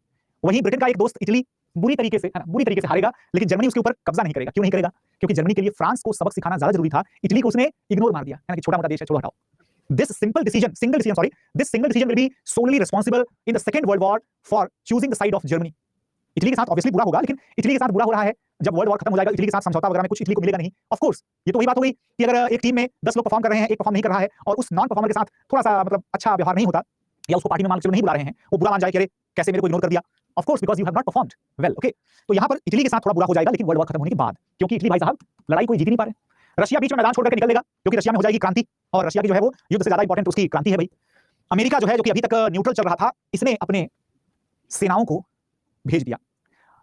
टीम स्पिरिट के खिलाफ है, बिल्कुल अच्छी बात है, लेकिन unfortunately war is not a cricket match, ठीक है। Every country joins a war because they have got their own selfish interests and motives, correct. तो टीम स्पिरिट के खिलाफ बिल्कुल भी नहीं है, ठीक है। दोस्तों यूएस क्यों एंटर करता है? क्योंकि जर्मन यू-बोट्स जो हैं, जर्मन यू-बोट्स क्या करती हैं? अटैक कर देती हैं, प्लस धीरे-धीरे जो है वो ब्रिटेन के व्यापारिक रास्ते को खत्म करने के चक्कर में जर्मनी की जो पनडुब्बियां हैं वो मैक्सिको की खाड़ी तक पहुंच जाती हैं। America was not ready for this. America बोलता है भाई कितनी भी लड़ाई लड़ रही हो, don't come near to our place, हमारे घर से दूर लड़ो, जहां लड़ना है वहां लड़ो, नॉट इन अमेरिका। तुरंत अमेरिका ने एंटर करना शुरू किया और भगाते हुए यूरोप की बाउंड्री के पास तक लेके जाते हैं, और वहां से अमेरिका ने अनलिमिटेड वेपन्स, सोल्जर्स, सप्लाईज, पैसा सब कुछ देना शुरू किया। नतीजा ये निकला कि जर्मनी के पास अभी टाइम खत्म हो रहा था, कितनी लंबी लड़ाई लड़ेंगे, अमेरिका नया नया लड़ने आया है, और जर्मनी कब से लड़ रहा है, अनलिमिटेड थोड़ी है सप्लाईज, अनलिमिटेड थोड़ी है वेपन्स, लोग भी परेशान हो गए, बहुत हो गया, कितना लड़ेंगे। फाइनली जब अमेरिका आ गया तो फिर जर्मनी का मोरल थोड़ा टूटने लगता है। अब दोस्तों जर्मन स्प्रिंग ऑफेंसिव क्या होता है? Ludendorff major attack before US troops arrival. Germany ने एक अंतिम कोशिश करी फ्रेंच और ब्रिटिश अलाइज सोल्जर्स को बुरी तरीके से नुकसान पहुंचाने के लिए। जर्मनी ने क्या किया? फ्रांस में भयानक तरीके से अटैक किया, पेरिस के बिल्कुल नजदीक पहुंच गया, बिल्कुल बगल में, 40 माइल्स 50 मतलब आप समझो कि 40 माइल्स कितना होता है? 65 किलोमीटर के आसपास, 65 किलोमीटर दूर किसी देश की राजधानी है। सोचो Germany was about to capture France, लेकिन अलाइज ने क्या किया? फ्रांस को बचा लिया। आप देखेंगे कि सेकंड वाले वर्ल्ड वॉर में भी इस बार जर्मनी कोई कसर नहीं छोड़ेगा, इस बार तो फ्रांस को घर ही लेगा। फ्रांस बेचारा मतलब वो एक ऐसा देश है ना, वो जो होते हैं क्या कुछ बच्चे मतलब टॉपर्स के साथ रहते हैं, ठीक ठाक नंबर आते हैं, किसी जमाने में टॉपर ही थे, रिस्पेक्ट टॉपर्स वाली ही होती है, लेकिन अभी इस समय रियलिटी में टॉपर नहीं है। ये हालत फ्रांस की हो गई थी, जिनको कोई कल का नया एडमिशन आया हुआ लड़का जर्मनी, वो बार बार उनको पीछे छोड़े जा रहा था, ठीक है ना। डिस्पाइट कि उस टॉपर के पास अच्छे नोट्स यानी कि वेपन्स थे, अच्छे दोस्त यानी कि करंट टॉपर्स में से थे, नतीजा ये कि फ्रांस लगभग खत्म ही था। लेकिन फ्रांस के अंदर इस बहुत जबरदस्त इंपैक्ट को देखते हुए अलाइड नेशंस ने क्या किया? जर्मनी के ऊपर काउंटर अटैक कर दिया, तगड़ा अटैक दोबारा से, और उसके बाद फिर जर्मनी फिर सेनाओं सहित पीछे हटने लगता है, भागने लगता है, और फाइनली क्या होता है? फाइनली 11 नवंबर को दोस्तों युद्ध विराम की वार्ता हो जाती है। कब हो जाती है? ध्यान रखिएगा, 1918 जो है उसी में लड़ाई टेक्निकली हो गई थी खत्म, लेकिन समझौता होते होते 1919 यानी 1919, 1920 पूरा का पूरा चला जाता है, ठीक। जया कहती है कि if capital of a country was annexed then will it be a loss of that particular country, of course, what else. Ranjit कह रहे तुर्की का प्रभाव नहीं दिखा, क्योंकि तुर्की का कोई प्रभाव था भी नहीं। तुर्की वही अपने पुराने बदले लेने के चक्कर में जो है तुर्की ये अल्बानिया से लड़ने के चक्कर में एंटर कर गया था। तुर्की का प्रभाव तो नहीं दिखाई इस युद्ध पर, लेकिन तुर्की के ऊपर प्रभाव सबसे ज्यादा पड़ेगा। ब्रिटेन और फ्रांस तुर्की को ऐसा सबक सिखाएंगे, खासकर ब्रिटेन के साथ तुर्की नाराज था कि तुमने जो है वो धोखा दिया है ना, दगाबाज। ब्रिटेन ने बोला कि बेटा तुम ये जो जबरदस्ती का लड़ने के चले आए थे, धोखा मिला था, चुपचाप खा के बैठे रहते, लड़ने की क्या जरूरत पड़ी तुमको आकर के? अभी तुम्हारे खलीफा की खबर लेते हैं। So Britain actually denounced that Khalifa, the Caliph is no more recognized as the spiritual and political figurehead of the Islamic world. तुर्की में तो हाहाकार मच गया, बाप रे, वो पिछली बार तो धोखा ही दिया था, इस बार तो गर्दन काट दी, right. So British they were very merciless on Turkey particularly after the war, and France was merciless on Germany, okay. तो फ्रांस और ब्रिटेन ने मिलकर के जितने भी हारे हुए देश थे उन सभी लोगों के साथ अच्छा सलूक किया। मतलब कैसा सलूक किया होगा आप समझ सकते हैं। Baltic Nations like Serbia had deceived the Ottoman Turks, of course they would deceive, क्यों ना डिसीव करें। अब आप समझो एक बात, तुर्की जो है ये चाहता है कि अल्बानिया को, मैसिडोनिया को, इन सबको अपने में मिला लें। सर्बिया जो कि एक ठीक-ठाक पावर था, उतना ताकतवर तो नहीं था, बट तुर्की से तो ज्यादा पावरफुल था। तो सर्बिया सोच रहा है कि भाई ये अल्बानिया हमारा हो जाए, क्यों नहीं होना चाहिए हमारा, है ना। तो that is why and Hrithik Babu, Baltic nation नहीं दोस्त, बाल्टिक नेशन नहीं, बाल्कन नेशंस। बाल्टिक जो है ये नॉर्दर्न यूरोप में पड़ता है दोस्त, बाल्टिक नेशंस ऊपर हैं, ठीक है ना। These are the Balkan nations. What about Italy, Portugal and Spain? Italy लड़ तो रहा था, इटली हाथ तो गया Gopal, Italy was fighting the battles, right, and Italy lost the battles badly, bad losses. और Portugal, right, and Spain, Portugal and Spain, their era was over, their time was over, now they were enjoying the retirement life by the from the wealth that they had looted from the colonies during the 15th century, 16th century, 17th century, right? तो France और sorry Spain और पुर्तगाल अपना luxurious जीवन enjoy कर रहे थे। अरे राहुल कहते हैं कि अगर ये सब देश लैंड का ग्रीड ना रखते तो इतना सब नहीं होता। Yes, my heart actually pens a lot, है ना? मेरा तो दिल दुख जाता है। ऐसे ही अगर वो लोग भी बेचारे सीधे साधे बच्चे रहे होते तो लड़ाई नहीं होती, बिल्कुल। डच वेयर स्टिल इंडोनेशिया, अरे ऋतिक फिर ऐसा तो अगर आप कहोगे तो फिर Portuguese were still in Goa, so what? अरे भाई मानो इस बात को कि जो Dutch 16th century 17th century में दुनिया में कब्जा करने का ड्रीम लेकर बैठे हुए थे, वो डच अपने अंतिम चरण गिर रहे भाई। डू नॉट मिसअंडरस्टैंड कि 20th सेंचुरी की colonial powers were as much powerful as the colonial power of 18th century 19th century. Chance ही नहीं है भाई, है ना? वो सब अपने बुढ़ापे के दिन गिन रहे थे कि आज नहीं तो कल कब मर जाएं कॉलोनियलिज्म को लेकर के। Correct. Anyways, when Germany lost, then what happened to Poland and Romania? They got independent. Right, they got independent. तो दोस्तों हारने के पीछे क्या कारण थे? अलाइड विक्ट्री क्यों हुई? दरअसल में जर्मनी का जो सबमरीन वाला ऑप्शन था ना, इसने बैकफायर कर दिया। सबसे ज्यादा तो यही बैकफायर कर देता है, क्योंकि अगर जर्मनी ने सबमरीन यूज नहीं किया होता, अमेरिका जो है वो नया फ्रेश होकर के बिल्कुल एंटर नहीं करता और भारी नहीं पड़ता जर्मनी पर। ब्रिटेन और फ्रांस उतने ही थके हुए थे जितना कि जर्मनी थका हुआ था। लेकिन जर्मनी का नुकसान ज्यादा इसलिए भी हो रहा था कि फ्रांस और ब्रिटेन ने जर्मनी की नाकेबंदी कर दी थी, सप्लाईज बड़ी कम हो गई थी। ऊपर से साउथ में कंगाल टाइप के देश थे, है ना, जो जर्मनी का साथ दे रहे थे, जैसे कि तुर्की हो गया, है ना, जैसे कि बल्गारिया हो गया, है ना। तो इन लोगों के पास खुद के पास खाने पीने की चीजें नहीं थी, जर्मनी को कहां सप्लाई करते? इनके खुद के पास इंडस्ट्रीज नहीं थी, जर्मनी को कहां सप्लाई करते? जर्मनी सही मायने में अकेले ही लड़ रहा था और अलाइड के पास जो है वो फ्रांस भी थे, ब्रिटेन भी थे और बाद में अमेरिका भी आ जाता है, ठीक है। और जब अमेरिका नहीं था तो रशिया था, है ना। इसके अलावा आप देख सकते हैं लीडरशिप जो है दोस्तों, अलाइड नेशंस की लीडरशिप हमेशा से कमेंडेबल लीडरशिप रही है, बहुत तगड़ी, और जर्मनी के ऊपर अकेले ही पूरा दबाव जो है वो देखने को मिलता है। लेकिन लास्ट में जो अमेरिका के आने की वजह से आते हैं, अमेरिका के आने की वजह से जो है वो हार जाता है, पूरी तरह से हार जाता है। What was the role of Japan? Nothing. Japan was just the part of the economic blockade. Economic blockade का पार्ट था कि देखो अगर तुम्हारे साइड से कोई जहाज ले जाने की कोशिश करता है तो तुम भी रोक देना, ठीक है ना, इस तरीके से। नाउ अलाइज जो है दोस्तों, अब ये दरअसल ध्यान रखिएगा, जर्मनी के जितने भी जर्मनी के दोस्त थे, जितने भी जर्मनी बेचारा अपने दोस्तों की वजह से ही जो है हार गया एक तरीके से, ठीक है ना। अब हार गए हैं तो फिर जाहिर सी बात है पुरानी वाली पॉलिटिक्स अभी भी चल रही है। हारने के बाद तो संधियां होती हैं, ट्रीटीज होती हैं। Good evening Priyanka. यूएस की हिपोक्रेसी बहुत है। First it was fighting with German and currently they have strategic ties with Germans.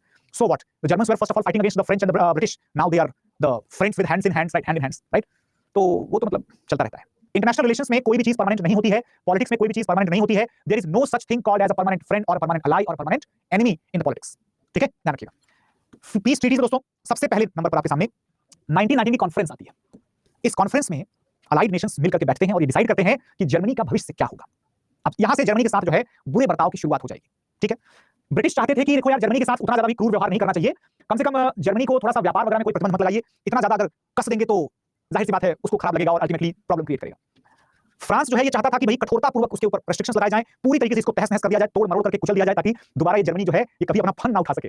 France was actually not just in the agony but also in the jealousy, also in the frustration and destitute, completely disheartened, क्योंकि वो कल का बना हुआ Germany ये महान French empire के देश को जब देखो तब बात बात पर कूट देता था, पटखनी दे देता था। कभी उसका राजा इसके राजमहल में आकर के सिंहासन में बैठ करके अपना राजमुकुट पहन रहा है, मतलब अलग ही मजाक चल रहा है। तो basically French wanted the extreme and harsh measures to be taken for Germany.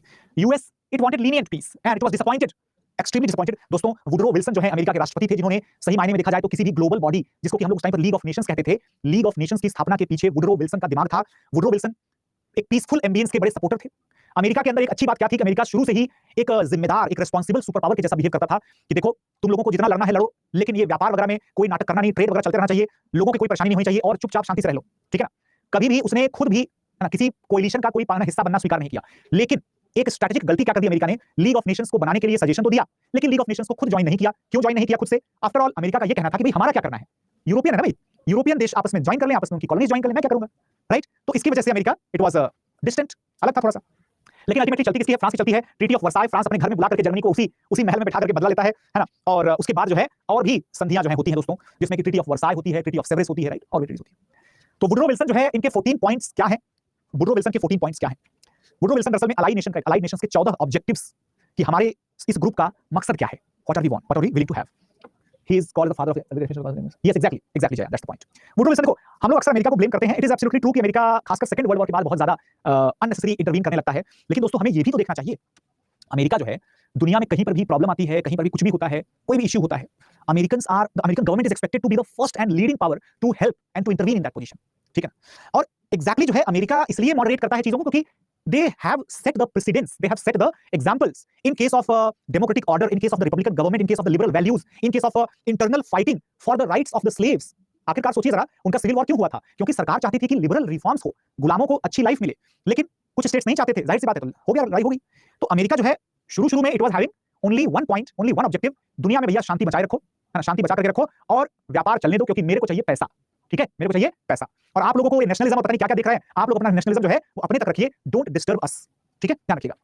Now exactly Suraj, exactly. अब यहाँ पर 14 पॉइंट्स क्या-क्या हैं तो ये आप लोग पढ़ करके याद कर लीजिएगा। इसमें मेन जो मुद्दे हैं तो सबसे बड़ा मुद्दा ये है कि जो सीक्रेट जासूसी वाले समझौते होते हैं ना, ये समझौते नहीं होने चाहिए, है ना।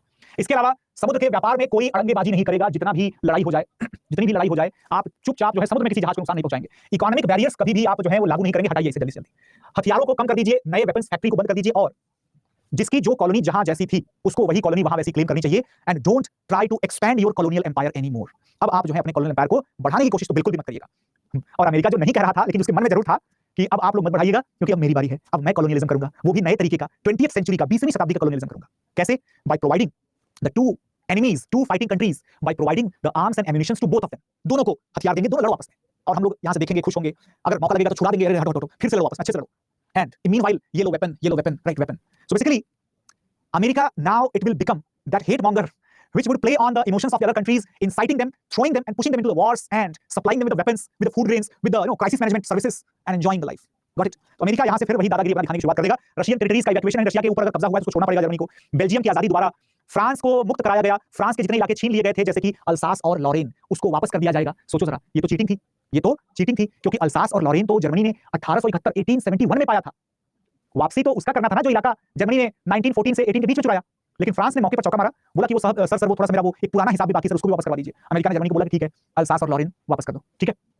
इटली के फ्रंटियर्स को भी एडजस्ट किया गया, ऑस्ट्रिया हंगरी जो है इनके पार्टीशन कर दिए गए, ऑस्ट्रिया अलग हो गया, हंगरी अलग हो गया, और बाल्कन के जितने भी इलाकों पर कब्जा हुआ था उन सब इलाकों को खाली कर दिया गया, और बाल्कन देशों के जितने भी कोस्टल एरिया वाले देश थे उन सभी को रिलीफ दे दिया गया, सबको आजाद कर दिया गया। तुर्की के साम्राज्य जो है, तुर्की के साम्राज्य के जितने जितने ऐसे इलाके जहां पर एथनिकली तुर्क नहीं रहते थे, बेसिक समझिएगा, मेन बात यह है कि तुर्की को बोला गया देखो बेटा तुम्हारी तुर्की वहीं तक है जहां तक मुस्लिम्स रहते हैं, जहां तक मुस्लिम्स रहते हैं। क्रिश्चियंस को अगर आप सोच रहे हो कि क्रिश्चियंस वाला हिस्सा भी आप अपने एम्पायर में मेंटेन रखोगे, नो चांस, चुपचाप वापस करना पड़ेगा।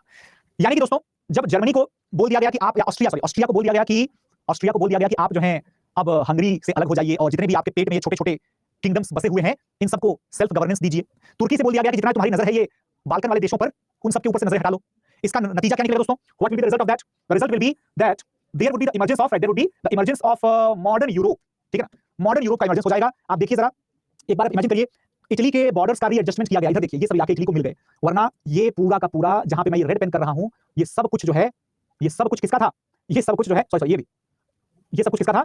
This was all the part of Austria Hungary empire. जितना ये शेडेड इलाका है, this was the part of Austria Hungary empire. इसका सिर्फ आधा, ठीक है। इतना बड़ा एम्पायर चीर फाड़ करके छोटे छोटे देश बना दिए। तुर्की के कंट्रोल में ये वाले इलाके थे पूरे, है ना, ये वाले इलाके थे पूरे। तुर्की को बोला गया कि अपना बोरिया बिस्तर लेकर के सिर्फ इतने इलाके में बैठो, बाकी पूरा यूरोप खाली कर दो, जस्ट रिमूव दैट। ओके, तो रिजल्ट क्या निकला दोस्तों? रिजल्ट ये निकला कि क्या बन गया? यूरोप का पूरा एक नया जो है वो मैप तैयार हो गया, एक पूरा नया मैप ही तैयार हो गया। Do we need to remember 14 points of the Woodrow Wilson?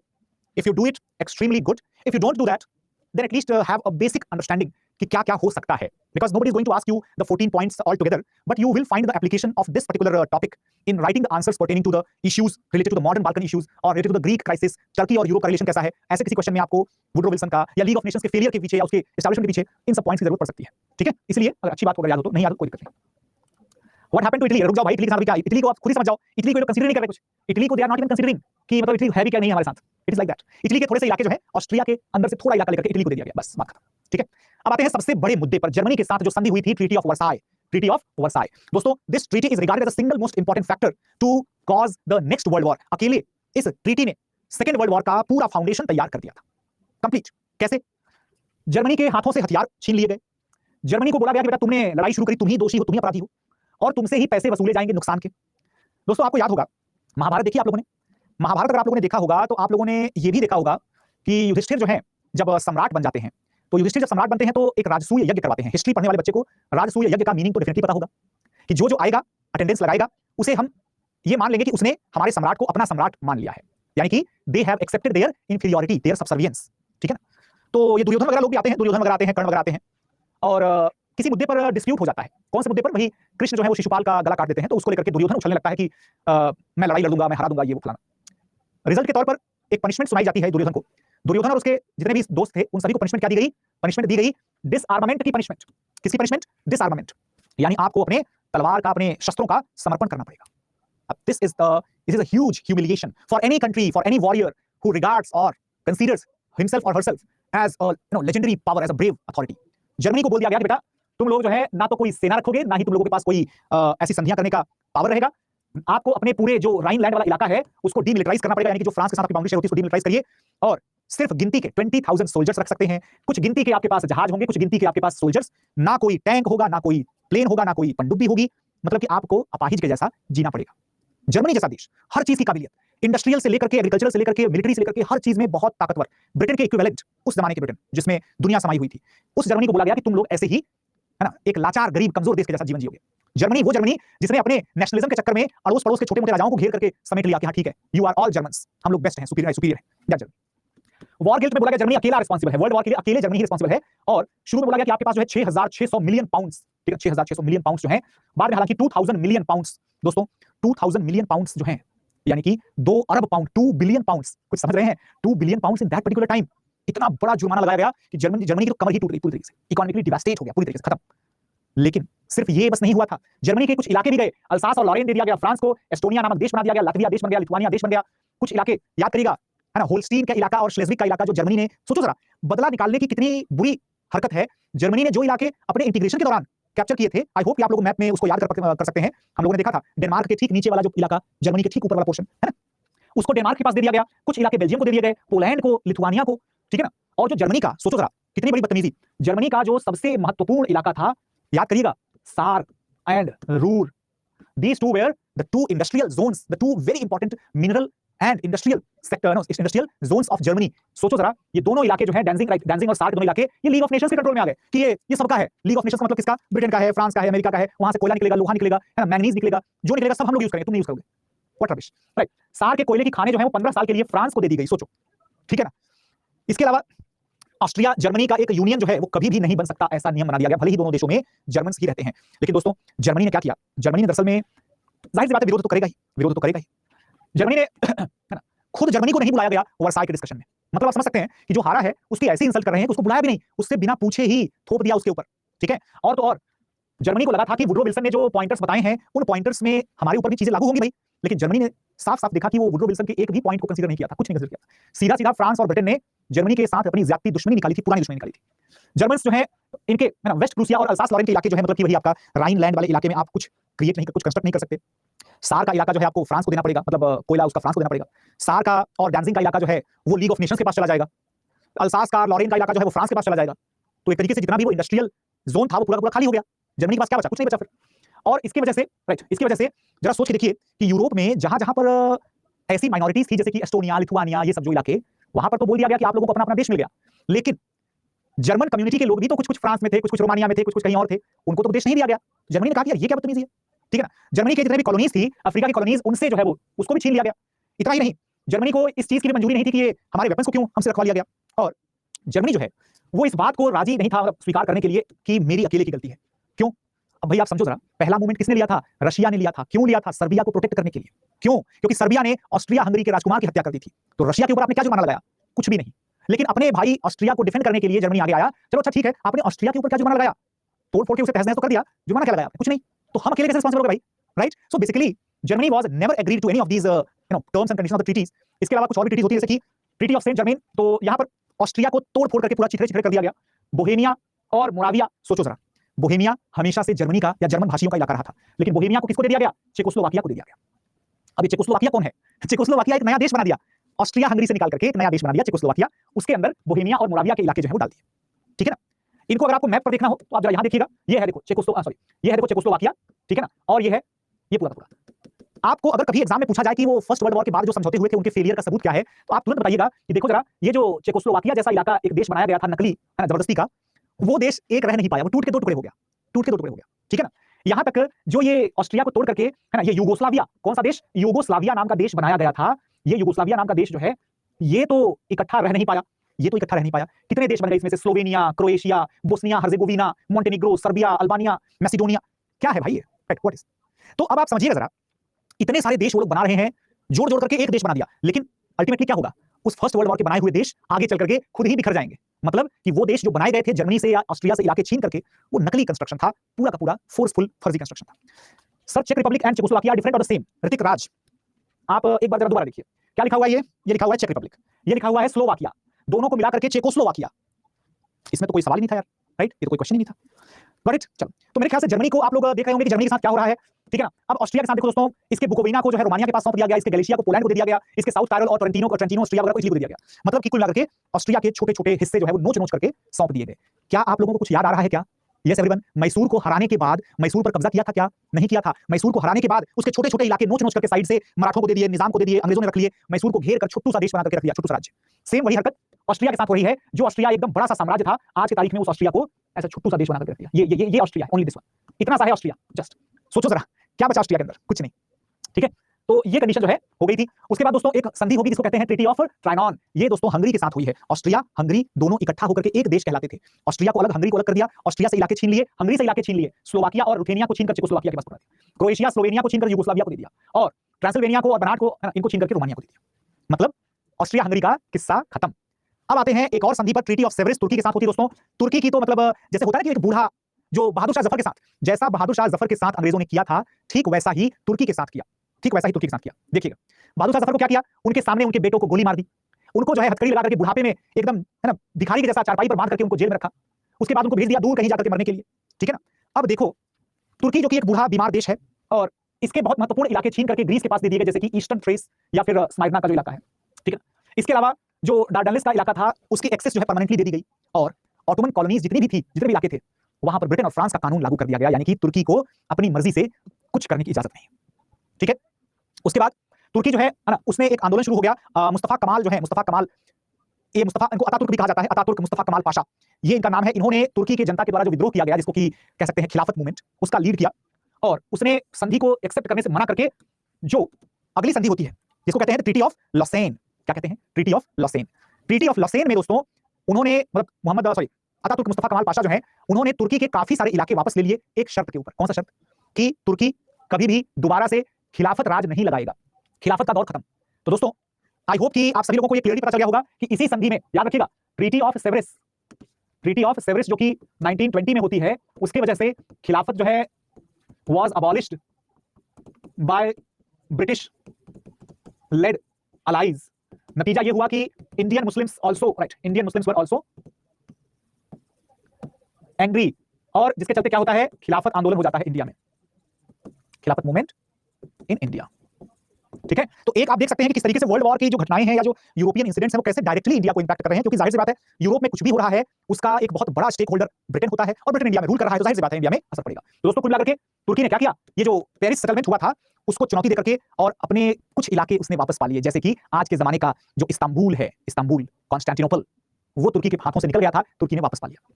खिलाफत रूल मतलब, अरे भाई आप यार पिछली चीजें कैसे भूल जाते हो भाई? आप में से कितने लोगों को कभी भी मैंने खिलाफत रूल नहीं बताया? अभी थोड़ी देर पहले मैंने कहा था कि कैलिफ और the Khalifa was the spiritual and political figure head of the Muslims all over the world. नहीं पता क्या आप लोगों को? सुना तो होगा मेरे ख्याल से, है ना? So finally what happened, finally this is the map of Europe in 1920। 1920 में ये है दोस्तों यूरोप का मैप, और यूरोप के मैप में क्या बन गया, ये यूरोप के मैप में आप देख सकते हैं तुर्की का इलाका कहां है दोस्त, तुर्की के इलाके को आप देखिए जरा, this is the part of Turkey, ये जो है this is the small part of Turkey in Europe, इसी में बसा हुआ है आपका इस्तांबुल। इस्तांबुल जो है तुर्की का हिस्सा। ठीक है ना, गॉट इट? ऑलराइट, तो ये जो है आप लोगों के लिए दिख रहा होगा। बाकी तो आप देख सकते हैं, ये रहा ऑस्ट्रिया छोटू सा, ये रहा हंगरी, है ना, ये जो है चेकोस्लोवाकिया बन गया एक देश जो है वो पोलैंड हो गया, ठीक है, एक देश जो है वो जर्मनी। अब जितने इलाके खाली दिख रहे हैं देखिए जरा, ये फ्रांस के कब्जे में सौंप दिया गया, है ना, ये देखिएगा यहाँ के इलाके फ्रांस को दे दिए गए थे। जर्मनी का जो ये पूरा इलाका था, ये पूरा इलाका था, यहाँ ये सब जर्मनी के इलाके थे, ये पूरे इलाके छीन लिए गए। जर्मनी कंट्रोल में पोलैंड का काफी बड़ा इलाका था, वो छीन लिया गया, ठीक है ना। जर्मनी और ऑस्ट्रिया के कंट्रोल में ये ग्रीन वाला इलाका था, उसको इटली को दे दिया गया। ये सारी चीजें जो है वो, ये सारी चीजें आप लोगों को दे दी गई, ठीक है ना। How Turkey regained it's territory and how much territory Turkey regained. भाई क्या बना रहा हूं मैं, ये क्या 3 घंटे का कोई टाइमर लगाया क्या दिमाग के अंदर कि एकदम से मतलब काम करना बंद कर देता जैसे 3 घंटे हो गए? हैं क्या यार, ऐसी घड़ी किसके दिमाग में लगी हुई है जो 3 घंटा हुआ नहीं कि घड़ी बंद? अब मेरा दिमाग ठप्प पड़ गया, अब नहीं समझने वाला मैं, है ना।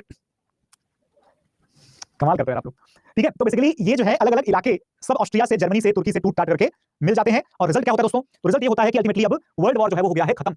अब दोस्तों इसका जो शांति समझौते जो या फिर जो भी है ना ट्रीटीज हुई है, उनका क्या प्रभाव पड़ेगा? तो दोस्तों देखिए, ये है यूएसए के द्वारा लीग ऑफ नेशंस में शामिल ना होना, या फिर यूएसए के द्वारा किसी भी समझौते को अप्रूवल ना देना, ठीक है ना। ये इस वर्ल्ड वॉर के बाद जितने भी समझौते हुए सभी के फेलियर का सबसे बड़ा कारण था कि किसी भी न्यूट्रल पावर का समर्थन नहीं था, सबके सब दुश्मन थे आपस में। अमेरिका जैसा न्यूट्रल पावर अगर होता तो समझौता फेल नहीं होता, ठीक है। यानी कि एंग्लो अमेरिकन गारंटी जो है ये फ्रांस की सेनाओं के लिए, फ्रांस की सीमाओं पर लागू नहीं थी, ध्यान रखिएगा। How to tackle with the mixation of the things, Shivangi? Actually, mixation is a requirement to crack the UPSC examination, but for a beginner it is a problem. Therefore, it is recommended to watch the lecture again and again and hold Atlas right, hold Atlas in your hands and get a grasp of everything, lecture को बार-बार revise करेंगे ना, तब जाकर के आपको thread bye thread चीजें अलग आएंगी। अभी भी मैं अलग-अलग बता रहा हूं, बट क्योंकि सब कंटिन्यूएशन में चल रहा है, तो ये थोड़ा कंफ्यूजिंग हो जाता है कई बार, खासकर बिगिनर्स के लिए, खासकर उनके लिए जो अभी लंबी ड्यूरेशन के चीजों को सुनने समझने के लिए अभी भी यूज्ड टू नहीं है, है ना? देखो भाई, नेचुरल सी बात है कि हर कोई यूपीएससी का एस्पिरेंट जो है वो शुरू में आधा घंटा 1 घंटा पढ़ लिया तो अच्छी बात है, लगातार 3 4 5 घंटे पढ़ते रहना ये थोड़ा एग्जॉस्टिव हो जाता है, और है ना, I can understand, don't worry. तो ऋतिक या शिवांगी जो भी मतलब जिनके साथ भी इशू है, तो that is going to be resolved later, ठीक है? तो आप में से किसी को भी परेशान नहीं होना है, कोई भी चीज ऐसी नहीं है जो आप नहीं कर सकते, ऑफ कोर्स, क्योंकि थोड़ा सा टाइम लगता है, तो that is a natural thing. बहुत अच्छी बात है कि आपको एक चीज महसूस हो रही है। Sir, Belgium gain anything from the war? Yes, Belgium gain a little bit of area from the German part and also the freedom, the liberation, okay. Italy के डिसकंटेंट या इटली के असंतोष का क्या कारण था भैया? इटली को लगा कि तो चीटिंग हो गया, उनको तो कुछ मिला ही नहीं, है ना? जितना बोला गया था वो छिलके जैसा देकर के ले जाओ, तुम भी खुश रहो, है ना, चिल करो। रशिया इस युद्ध से निकल गया था क्योंकि आप जानते हैं कि बोल्शेविक क्रांति जो रशिया में हो गई थी, जिसके चलते रशिया बाहर हो गया था। इसके अलावा दोस्तों, शांति समझौते क्यों असफल हो गए? क्योंकि जर्मनी जो है, आपने उसको कमजोर कर दिया था, और जर्मनी कोई कमजोर देश नहीं था। तो जाहिर सी बात है, आज नहीं तो कल जर्मनी वापस से इमर्ज हो जाएगा। आपने अगर जर्मनी के साथ रेस्पेक्टफुल बिहेव किया होता तो शायद जर्मनी दोबारा नहीं लड़ता, पर आपने जर्मनी का अपमान किया, जर्मनी दोबारा मजबूत हुआ, और इस बार ऐसा मजबूत हुआ कि राक्षस के जैसा मजबूत हो गया, demonic strength, and Hitler was born. क्या आपको मालूम है, अभी सेकंड वर्ल्ड वॉर जब आएगा ना, तो मतलब आप लोगों को आनंद की प्राप्ति हो जाएगी, क्योंकि हम लोग डिस्कस करेंगे कि कैसे-कैसे एक तानाशाह का जन्म होता है, कैसे जो है वो हिटलर या मुसोलिनी जैसे डिक्टेटर्स जो है वो इमर्ज होते हैं out of the democratic system that was prevalent rather enforced in Germany and Italy, right. इसके अलावा दोस्तों, समझौते को कमजोर करने वाले और कौन-कौन से फैक्टर्स थे? जाहिर सी बात है कि समझौते को कमजोर करने के लिए जरूरी था कि जर्मनी को थोड़ा-सा या तो स्ट्रिक्टली आप इंप्लीमेंट करिए, या तो आप लीनियंटली ट्रीट करिए। इन्होंने स्ट्रिक्ट प्रोविजंस तो लगा दिए, लेकिन उसे इंप्लीमेंट करने की बारी आई तो फेल हो गए। नतीजा आगे चल करके आप लोग देखेंगे कि यही ब्रिटेन, यही फ्रांस जर्मनी के हिटलर को सपोर्ट कर रहे हैं। क्यों सपोर्ट कर रहे हैं? क्योंकि उनको लगता था कि ये रशिया में जो ये रिवॉल्यूशन हो गया और कम्युनिस्टों की जो क्रांति हो गई, उसके चक्कर में कहीं हमारे देश के जो कैपिटलिस्ट क्लास है, जो लेबर्स हैं, कहीं ये लोग हमारे देश के कैपिटलिस्ट क्लास के खिलाफ कोई विद्रोह ना कर दें। इसीलिए जर्मनी को पाल पोस कर बड़ा करते हैं, ताकि रशिया का इन्फ्लुएंस जर्मनी से आगे ना बढ़ पाए। फ्रांस और ब्रिटेन के बड़े-बड़े इंडस्ट्रियलिस्ट, बड़े-बड़े कैपिटलिस्ट सब लोग सेफ रहें, वर्कर्स का एक्सप्लॉइटेशन करते रहें, प्रॉपर्टी के ऊपर बैठे रहें। तो ब्रिटेन और फ्रांस अपने स्वार्थ के चक्कर में जर्मनी को फिर से जहर पिलाना, फिर से पाल पोस करके मैच्योर करना शुरू करेंगे। इस बार हिटलर पैदा करेंगे, ठीक है? इस बार हिटलर पैदा करेंगे। Got it? ऑलराइट एवरीवन, तो ये चीजें जो है आप सभी लोगों को ध्यान रखनी है। क्लास स्टॉप हो गई क्या? जय Mishra is asking class stop हो गई। दोस्तों यार, क्लास तो ऐसा सुनने में, मतलब मैंने पूछा था इस प्रॉब्लम को लेकर के, so I was told that if the students they don't refresh, they just continue the class without refreshing or something, और there is no break of data in between, then the class will be continued until and unless I am ending it from my own side. तो मैंने and नहीं किया है, इसका मतलब class and नहीं हुई है, ठीक है? दोस्तों, आप लोगों ने देख लिया कि किस तरीके से जर्मनी के साथ एक हार्श ट्रीटी जो है वो साइन करके बाद में अपने ही बातों से मुकर जाते हैं। ब्रिटेन और फ्रांस अपने सिली बेनिफिट के लिए क्या करते हैं? जर्मनी के साथ हिटलर को पालते हैं, और रिजल्ट सेकंड वर्ल्ड वॉर में आता है, ठीक है ना? ये प्रॉब्लम वो क्यों नहीं सॉल्व करते हैं ऋतिक राज जी? ये कोई प्रॉब्लम ही नहीं है, ये दरअसल में एक आइडियल ड्यूरेशन है 3 आवर्स की, जो कि बाय डिफॉल्ट रहती है। और इसके लिए क्या करना पड़ता है कि अगर आप कंटिन्यू, ध्यान रखिएगा, in Germany and partial in France, mostly in Germany, ठीक है? सार वाला मोस्टली जो है वो जर्मनी में। दोस्तों, वर्ल्ड वॉर 1 का इंपैक्ट क्या होता है? बड़ी संख्या में लोगों की मौत होती है। पॉलिटिकल और सोशल इंपैक्ट में आप देख सकते हैं कि जर्मनी के लिए और ऑस्ट्रिया के लिए खराब होता है। ये सब हम पढ़ चुके हैं, बस लिस्ट बनाया गया है। इकोनॉमिक जो है कंडीशंस आ जाती हैं। इटली जैसा देश है ना, बहुत ज्यादा बुरी कंडीशन में हो जाता है। फ्रांस जैसा देश, ब्रिटेन जैसा देश, इनके ऊपर भी प्रेशर पड़ता है, ठीक है? Got it? अब क्लास ओवर करिए सर। प्रद्युम्न यादव जी, आप रेगुलरली क्लास में बैठते हैं क्या? अगर आप, इस बात का चॉइस रहता है कि अगर वो थोड़ा रिलैक्स कर सकते हैं, ठीक है ना? This is basically the conclusion of what we have already understood, ठीक है ना? तो कोई भी आश्चर्य की बात नहीं है कि यूरोप के बाहर के देश जैसे कि जापान, चीन और अमेरिका जैसा देश अपने व्यापार को, अपने ट्रेड को बढ़ाता है, क्योंकि अब यूरोपियन देशों ने तो लड़ाई लड़ के अपनी हालत खराब कर ली है, ठीक है ना? इसी लड़ाई के बाद, इसी वर्ल्ड वॉर के बाद क्या होगा? लीग ऑफ नेशंस की स्थापना हो जाएगी। दुनिया का पहला ऐसा एफर्ट होगा जहां देश मिलकर के डिसीजन लेने की कोशिश करेंगे, ठीक है? इसी वर्ल्ड वॉर के बाद अलग कई सारे छोटे-छोटे देश बन जाएंगे, ठीक है ना? और नतीजा ये निकलेगा कि जिस यूरोप को दुनिया का सबसे सभ्य इलाका माना जाता था, जिस यूरोप के लोग जो हैं दूसरे देशों को क्या बोलते थे? दूसरे देशों को बोलते थे देखो कैसे बार्बरिक लोग हैं, आपस में लड़ते रहते हैं, barbaric, uncivilised Nations, uncivilised culture. ये देखो, अनसिविलाइज्ड पीपल, अनसिविलाइज्ड नेशंस, है ना? लड़ के मर जा रहे हैं आपस में, है ना? आपस में लड़ के एक दूसरे की गर्दन काट रहे हैं। So basically the European Prestige all over the world that was absolutely destroyed.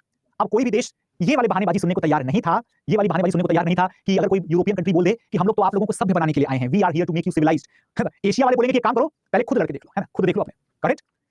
So significance क्या है दोस्तों? पॉलिटिकल सिग्निफिकेंस, ठीक है ना? सबसे ज्यादा पॉलिटिकल सिग्निफिकेंस क्या है कि इसमें बड़े-बड़े साम्राज्यों का पतन होकर के नए-नए देशों का उदय होता है, और रशिया में तो क्रांति हो जाती है बाकायदा, ठीक है ना? कॉलोनियल एम्पायर्स से लेकर के यूरोपियन एम्पायर्स तक में नए-नए देश बनते हैं, और उन देशों के सामने एक बहुत बड़ा आर्थिक संकट रहता है, इकोनॉमिक प्रॉब्लम्स। और जब इकोनॉमिक प्रॉब्लम्स रहती है दोस्तों, तो आप तो जानते हैं ये इकोनॉमिक प्रॉब्लम आगे चल करके क्या हो जाएगी? सोचो जरा, 1914 से 1919 तक चलने वाला जो फर्स्ट वर्ल्ड वॉर है, इसके चक्कर में लॉन्ग टर्म कॉन्सिक्वेंस होगा, और इस लॉन्ग टर्म कॉन्सिक्वेंस के चक्कर में क्या हो जाएगा? 1929 का द ग्रेट डिप्रेशन, महान आर्थिक मंदी जो है वो हो जाएगी, ठीक है ना? The great depression. League of Nations बन गया, लेकिन लीग ऑफ नेशंस जो है दोस्तों इंटरनेशनल कोऑपरेशन के लिए बनाया गया था, लेकिन कुछ नहीं कर पाएगा। लेकिन इसी लड़ाई के बाद दुनिया में पहली बार tank, fighter planes, submarines, chemical weapons of mass destruction, ऐसी चीजें जो हैं वो शुरू हो जाएंगी। और एक और बड़ी बात क्या होगी मालूम है? पासपोर्ट वाला सिस्टम शुरू हो जाएगा। दुनिया के अलग अलग देशों में जाने के लिए पासपोर्ट वाला सिस्टम चालू हो जाएगा। हालांकि सेकंड वर्ल्ड वॉर के बाद पासपोर्ट वाला सिस्टम जो है वो ज्यादा हो जाता है। ठीक है, बाकी कुछ चीजें और भी हैं, जैसे कि जनता जो है ना, थोड़ा सा लड़ाई झगड़े से दूर होने लगेगी, है ना, आबादी थोड़ी सी जो है वो घटने लगेगी, और वर्ल्ड वॉर सेकंड की नींव भी जो है वो रख दी जाएगी। ठीक है दोस्तों, ये महत्व वगैरह वाले पॉइंट है ना, ये सारे पॉइंट्स ना आप लोग बस एज इट इज पढ़ लीजिएगा, क्योंकि समझाने वाला सारा काम ऑलरेडी हो चुका है। ठीक है, यूनाइटेड नेशंस एस्टैब्लिश होता है क्या सर आफ्टर वॉर? शालू जी, यूनाइटेड नेशंस एस्टैब्लिश नहीं होता, लीग ऑफ नेशंस एस्टैब्लिश होता है फर्स्ट वर्ल्ड वॉर के बाद, और जिसे हम कह सकते हैं कि वो यूनाइटेड नेशंस का एक प्रीकर्सर या प्रीडिसेसर बोला जा सकता है, पूर्ववर्ती बोला जा सकता है।